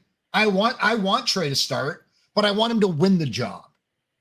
That way, there's no bullshit. I want him to earn it. Yeah, Sam Darnold's 3rd. He was 3rd overall. Okay, so you have. So they brought in a quarterback who was drafted 3rd that struggled in the league. Sam Darnold struggled. He struggled in the league, but Sam Darnold has shown ability. Like, I mean, he's not an absolute complete bum. Like, he's shown ability in this league. I mean, granted, he's had a lot more of an opportunity, but he's shown more than. I'm not going to call him a bum. I'm not going to call anybody a bum, but I think that if Sam Darnold is the bar, Trey Lance should be able to achieve that. That's attainable. I mean, he should be able to achieve that. If he wants to play in this league, he has to be able to achieve that. He has to be better than Sam Darnold because Sam Darnold is a fringe starter in this league. He's a fringe starter, high-end backup. That's what Sam Darnold is. I think we know that now. Trey Lance knows this system. He knows the system. Yeah, and if he can't beat out Sam Darnold, go in and do just as much as Brock Purdy did last season, he should be able to do just as much. I don't see why. But if he can't beat out Sam Darnold, I mean, I really fear that he might not have a future in the league. Because, I mean, if he can't beat out Sam Darnold, what is he? A 3rd stringer? A mediocre backup? I mean, it's a shame. It's a shame that honestly, that this is the kind of pressure that Trey Lance has. Darnold has over 50 starts in the league. This guy's on his way out of the league. Yeah, so now he was brought into San Francisco to light a fire under Trey Lance's ass and compete with him to see who is QB1 in case Brock Purdy's not prepared. That's the message they're sending. Yeah, I mean, that's exactly the message they're sending. Loud and clear. It's unmistakable. I mean, I wouldn't say it's a shame. What Brock Purdy did last season was he made the intermediate throws. Yeah. He threw with touch. Mm-hmm. He was very composed and calm in the pocket. Sure. And you need to be a good quarterback. So if that's the bar, mm-hmm. then Trey Lance should be able to do that. And that's exactly what he should be working towards. And if the accuracy and the touch. And if he isn't, and all of that apparently comes with the fucking legwork and the fundamentals, right? I mean, Brock Purdy was able to do the same shit that Trey Lance did. Brock Purdy played a lot more college ball than him. But in an entirely different, in a more competitive conference. And I'll throw that in there. I know that most people don't want to hear that. Well, that's why I say Trey Lance shouldn't have been a first round pick. Should have been a second, third round pick. You pay those guys for potential. No. You pay a first round pick because you want him to start soon. You want him to start soon, and you want him to be Trey good. Trey Lance was a first round pick because a team that was going to draft him was going to immediately develop him. Okay. Like the Bears did with Justin Fields. No different. Sure. You were to take him and you were to plug him into your system and you were to let him Justin Fields got 30-some starts at Ohio State. Or 20-some starts at Ohio State. Justin Fields was ready to go. Trey Lance was not. Trey Lance should not have been a first-round pick. No, he shouldn't have been he shouldn't have been a top 5 pick. He shouldn't have been a first-round pick. He should have been a second-round pick, third-round pick. Because you don't pick guys out like that to develop them. He was fucking extraordinary in NDSU. First of all, he didn't. He's awesome. First of all, he didn't play the year before he got drafted. I know Second of all, it's NDSU. It is a Division I AA school. Okay. They do not play the same competition. Now, granted, you can still succeed out of that. Josh Allen succeeded out of that. Okay, Steve McNair succeeded out of that. Every rarity. There's rarities Carson that come Wentz. on. What's that? Wentz. I wouldn't say Carson Wentz succeeded. Not success. Okay, he had a decent year or two. I want to say maybe Joe Flacco. I don't know where Delaware. I think he went to Delaware. I don't know what level of competition Delaware is. But I mean, Trey Lance played at a small school. If you play at a small school, you're behind the 8 ball anyway. But he played at a small school and didn't play the year before. It was absolutely asinine for them to draft him. It was absolutely asinine for them to draft him. Nick knows about the $27 million bash. We talked about this ad nauseum, bro. I think you got a steal for $27 million. Yeah, coming from a Browns fan, you would. You got a steal. You went to a Super Bowl and an NFC Championship game. Nick, I $27 million. I think it's fair to say that nobody knows what will happen. None of us. We sit here and argue and throw shit at the wall and just speculate and speculate and speculate. And what kills me is that it was just mishandled. If I knew, if the fan base knew that this was the way that Shanahan, what if Shanahan what if his evaluations on Trey were current, right on pace, right on par, with the exception of the ankle injury? They believed that he was good enough to go out there last year and win them some football games. They believed that. Mm-hmm. I want to touch on this thing that Bash just sent. That's true. Jimmy G did come from there. Jimmy G also spent 4 years behind Tom Brady learning. And he wasn't a first-round pick. I believe he was a second-round pick, which is where I say Trey Lance should have gone.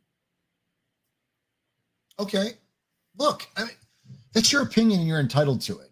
It's not, I just don't want to go down that rabbit hole. I want to know why. I want to know if we are overreacting, as fans, and if the evaluation on Trey is current. It is what it is, with or without the ankle injury. You'll know what the evaluation on Trey Lance is. They believed that Nick, they believed last year when Shanahan said that Trey Lance is going to be QB1. The team knows it, and now the fans know it, and everybody else knew it. He went through this fucking dramatic spiel, and For me, it's I throw all these fucking things around in my mind because I'm like, what if Shanahan has always been this manipulator, right? He's always manipulated the truth. He's manipulated situations, and he does it with good reason, right? He's not going to show his hand. See you later. I respect Vince. Take it easy. Good night, Vince. Here's the thing. They weren't sold on Lance last year. That's why they kept Jimmy. They could have easily cut Jimmy and saved money. They did not believe in Lance, even though they said it. And that's why I don't believe anything that comes out of Kyle Shanahan's mouth. I don't believe anything that comes out of Kyle Shanahan's mouth. Wait, hold on a minute. Vince, I'm so sorry to hear this. I missed this part.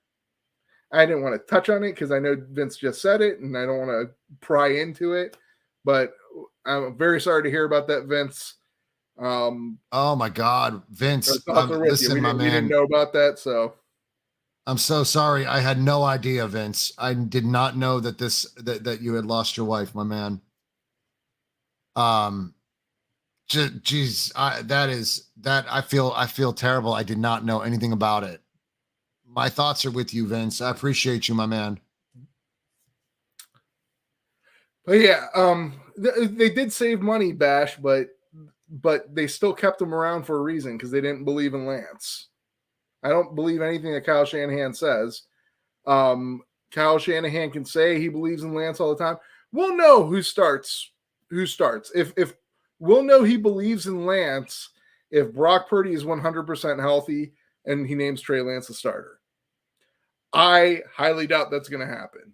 Now, he might win the starting job over Darnold. That's a possibility. But is he going to beat out both those guys? I don't think so. But we'll see. I mean, look. You don't believe in Trey Lance because of the media and everything that you buy into on ESPN. You love that shit. I don't hear them. I got to be honest. I don't hear them ever talk about Trey Lance on ESPN. The only time we talk about Trey Lance is on here or other 49er creators that I watch. That's the only time I ever talk about that. They really don't talk about that. They talk about Deshaun Watson all day. They don't talk about Trey Lance. Do you feel like do you feel that all of this is just premature and that, they know? In my mind, Nick, I have kept this to myself. I have played devil's advocate and I say this situation is exactly what they thought it would be. They don't plan on moving. I don't think that Kyle Shanahan wants to move off Trey Lance. Mm-hmm. Do I think that they should consider restructuring his contract? I do. Because here you are now. What are they going to restructure? Dude, they have to pick up his 5th-year option. They have to know if they're going to do that or not. Yeah, it's going to come soon. What do you mean it's going to come? Yeah. Yeah, after this year. They got to decide whether or not they're going to do that. I don't think they're going to do it. I think it's looking more like they're going to not pick up his 5th-year option. Because to pick up his 5th-year option, it's going to be like 18, 19 million. They're not moving off Trey Lance. I mean, here's the thing. You only get – one of the good things about having a rookie quarterback is they're cheap. So if you can get a rookie quarterback, like a first rounder. Nick, the entire quarterback room in San Francisco is cheap. Okay. But you're not going to – That's reason enough. That's reason enough to keep Trey Lance on this roster. And you should be able to renegotiate it. They're not going to restructure it. They're not going to give him less money. They're going to kick the can down the road, and they're going to develop him properly. First of all, I could be wrong about this. But I think the first 5 years of a quarterback's career. Yeah, Steve-O. I think the first 5 years of a quarterback's career is not negotiable. It's there. you get what you get. That first round money you're saying, those first rounders. Yeah, and I think maybe you're right. I think even the option is not No, because I've heard other sources say that should be considered. I think it can be done.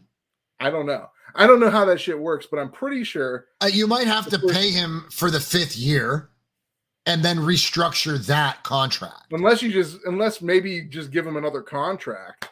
Right. But I don't think that's going to happen either.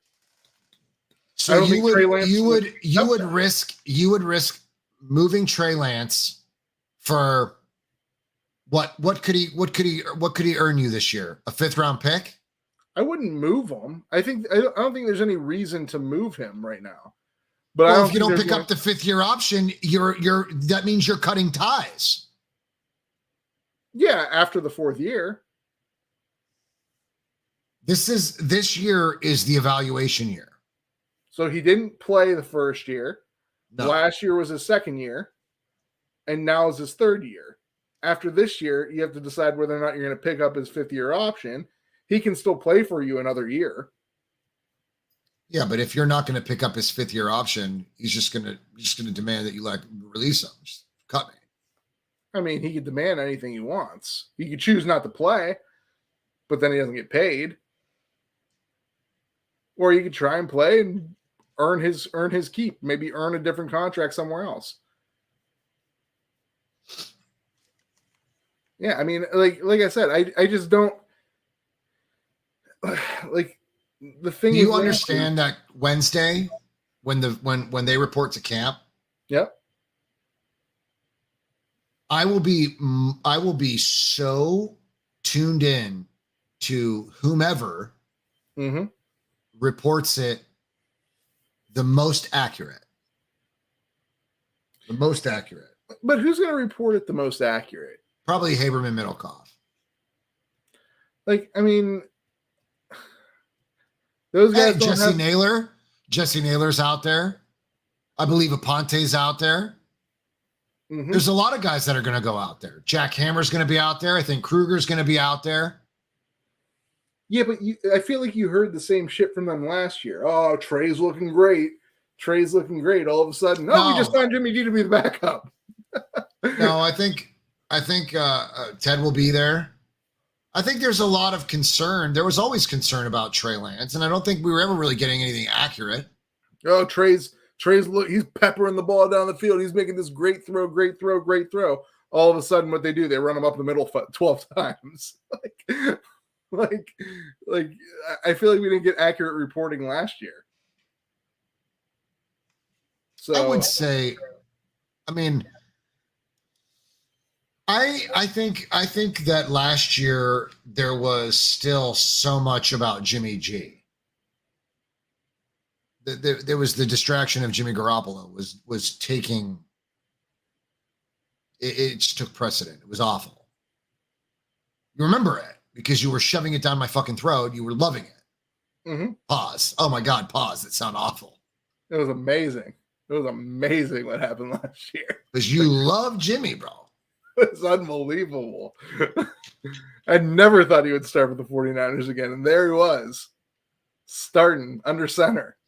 So, Steve-O, you don't believe in Trey Lance, or do you just not believe that Trey Lance is ready yet? Do you think he needs another year? And another year of what, though? Another year of all this bullshit? I mean, son of a bitch. If he needs an other year after this year, then, I mean, Jesus Christ. Like, he better be the next coming of Joe Montana after that, because he's supposed to be good by now. a third overall pick quarterback is supposed to be good by now. Like, this is about the time where we start calling a guy a bust. No, and not calling him a bust. And the only reason I'm not is because of the injury. That's the only reason I'm not. But last year was supposed to be his show me what you've learned.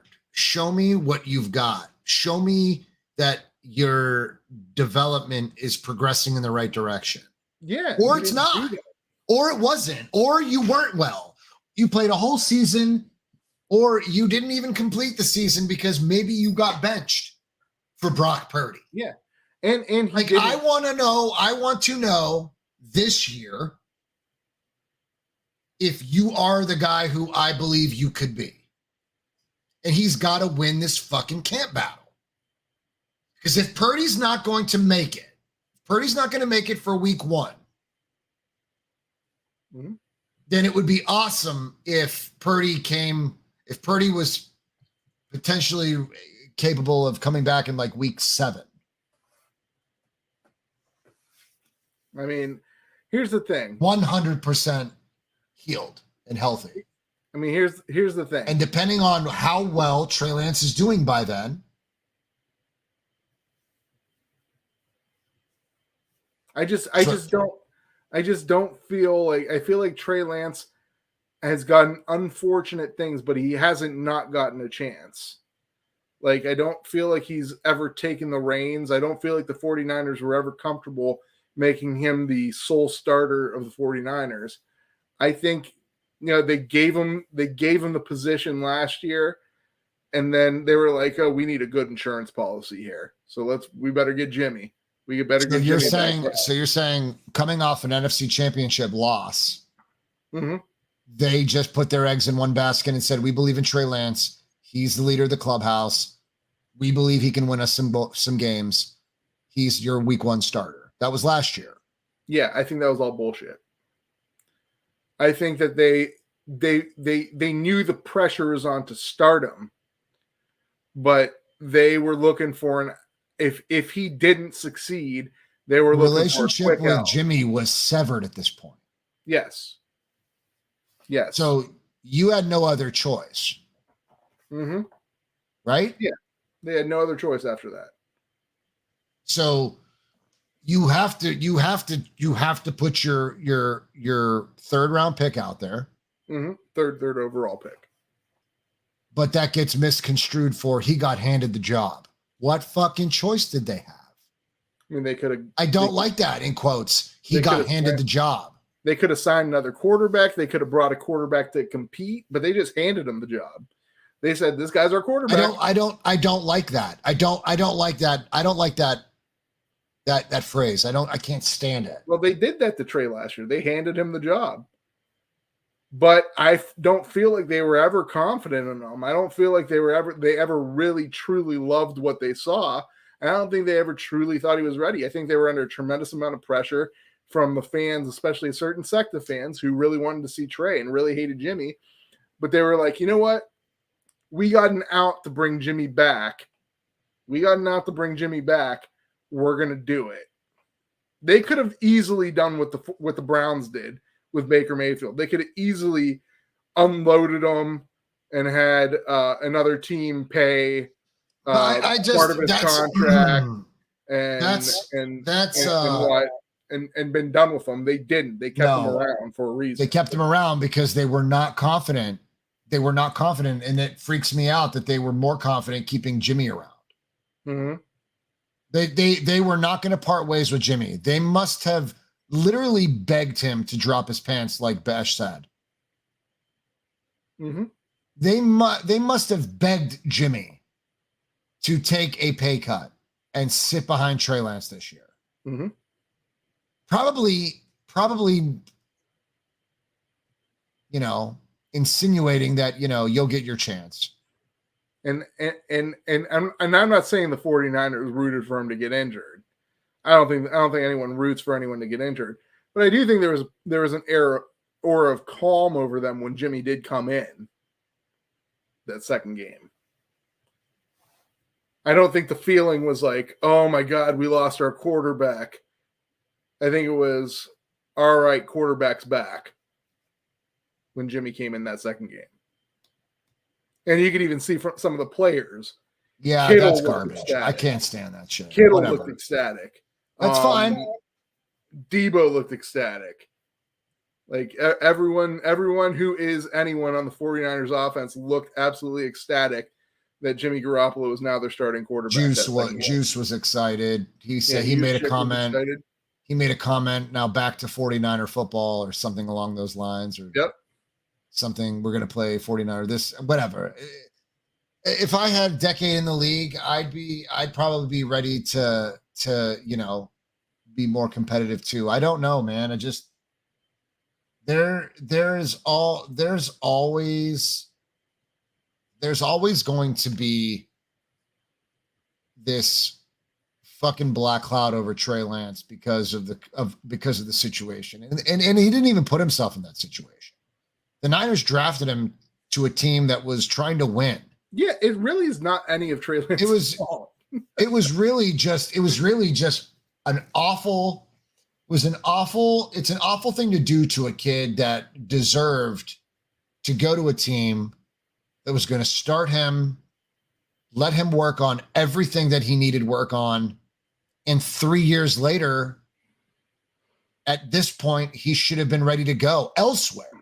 Now in San Francisco, you've been trying to win a fucking Super Bowl since 2019. Mm-hmm. And it's just not. Good night, Laney. Thanks for stopping out, family. We appreciate you. It's 2 hours. We should start thinking about calling it a night. Yeah, I'm tired of it, dude. I can't even keep my thoughts straight anymore. I'm so fucking over this whole goddamn quarterback controversy. I'm so sick of it.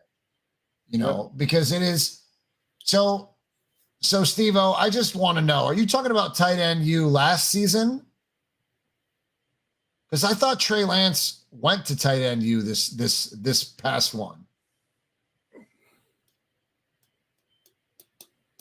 I'd like all the week ones. I'd like all the starting running backs set out week 1 too. Tony, I'll talk about it, but I had to actually see what the hell it is first. It's awesome. I was going to ask you about it. I've watched 2 episodes, so I'm behind. I need to watch more of it, but I like it. I like a lot of it. Apparently me and Mahomes have the same vocabulary. All right, man. Well, look, let's wrap it up. We're going to end this with the only way we know how, right? Like, we don't know we don't know who Trey Lance is yet. We don't know how he looks yet. We won't know how he looks yet until Wednesday when they report. Thursday, Friday, Saturday, whenever. I'm dying for this camp to take off.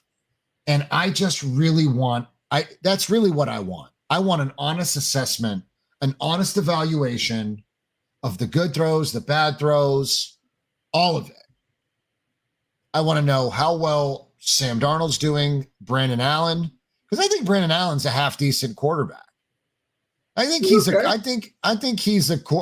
second string quarterback. He's okay. Yeah, I mean, right? He's played in the league. He can do it. He's just, everyone knows he's not good enough to start for your team, but he can back you up. I want a Super Bowl champion, Nick. That's crazy. I don't want a choir boy. No choir boy. Good night, Jerry. Thank you so much, man. I appreciate it. We got you Bash on the show next week because he was heated this show. Those fingers, smoke was coming off that keyboard. You don't get under Bash's skin as much as you think you do. Smoke was coming off that keyboard. Listen, dude. Bash is a seasoned 49er Twitter guy who's had way worse than you. You are not upsetting Bash. He just likes fucking shitting on you, and it's a great time. I think it's fair to say, Nick, that we don't know any more about our quarterback situation because it's very similar to your situation. We don't know who Deshaun Watson's going to be, but we know what he was. That's we know what Brock Purdy was, but we don't know who he's going to be. But you knew what he was. But you can be a was. But Trey Lance has never been anything, and not ever achieve that again. But Trey Lance has never been anything, so you have no basis to compare him on. You're right. I don't. He hasn't been anything. I don't. I have nothing to base that on. I don't. And because I still want him. I want him to compete in camp, and I want him to earn it. Yeah. I want him to earn anything before he came in the league, and then he continues 3 years later to still not be anything. Like it. But it's not all his fault. The injury happened. It's not shit. He has if the injury didn't happen, we don't know how good. We don't know how many games we would have won. We would at least know what he is. He would at least have that. He would at least have. He was this. Yeah. Could he improve? Sure. Could he have been really good? Possibly. But he doesn't even have that. He doesn't have. He's never had an identity coming into this league or in the league to base this on. You have a guess what Brock Purdy is. Yeah, you know what Deshaun Watson was for 2-3 years. So but I've forgotten who that is. Like I'd forgotten that version of Deshaun Watson. Well, hopefully for the Browns, if it's remember what they say, Nick. What have you done for me lately? What have you done for me lately? Well, hopefully for the Browns, we have to get reminded of it. That's actually going to be something that I really want to look forward to because we do play the Cleveland Browns this year. Oh, I can't wait. Either I'm going to be super disappointed or I'm going to be very, very, very happy. I'm excited. I'm excited for a lot of camp battles. I didn't get to touch base on those. I didn't get to touch base on Steve Wilkes. So there's a lot that I want to cover. We should think about maybe doing another episode later in the week, maybe late night. We'll just might not go live. We should just like do it. Well, maybe next week when that kid at Tony's is grown up, you can actually do the show. Yeah, me too, Bash, for sure. That's a fact, bro. I hope he is too. We still got to talk about Madden rankings. We still got to talk about a couple of other things. Yep, David, I agree, man. I agree. All right, listen. Family, for everybody that stopped out tonight and rocked it with us for 2 hours, you guys are amazing. Because tonight was totally unforeseen. I mean, we really just shot from the hip. A lot of opinion, not much to back it because there's really not a lot to back either one of our claims. It's gonna be interesting. I cannot wait for camp. I cannot wait for some great reporting from some of the best out there doing it for Niner fans. Nick, I hope that whoever covers the Browns is fair and clear because I really want to tune in. I really want to know what's happening in Cleveland with Deshaun Watson. I want to know how well he's doing because I'm looking forward to that game versus the Cleveland Browns. So, family, we appreciate you. Thank you so much for stopping out with us. We'll see you next week. And hold on, Nick. I got to get this ready. I'm never ready. Put your fucking thumb down. I'm never ready. All right, fam. Take care. We'll see you next week. Peace.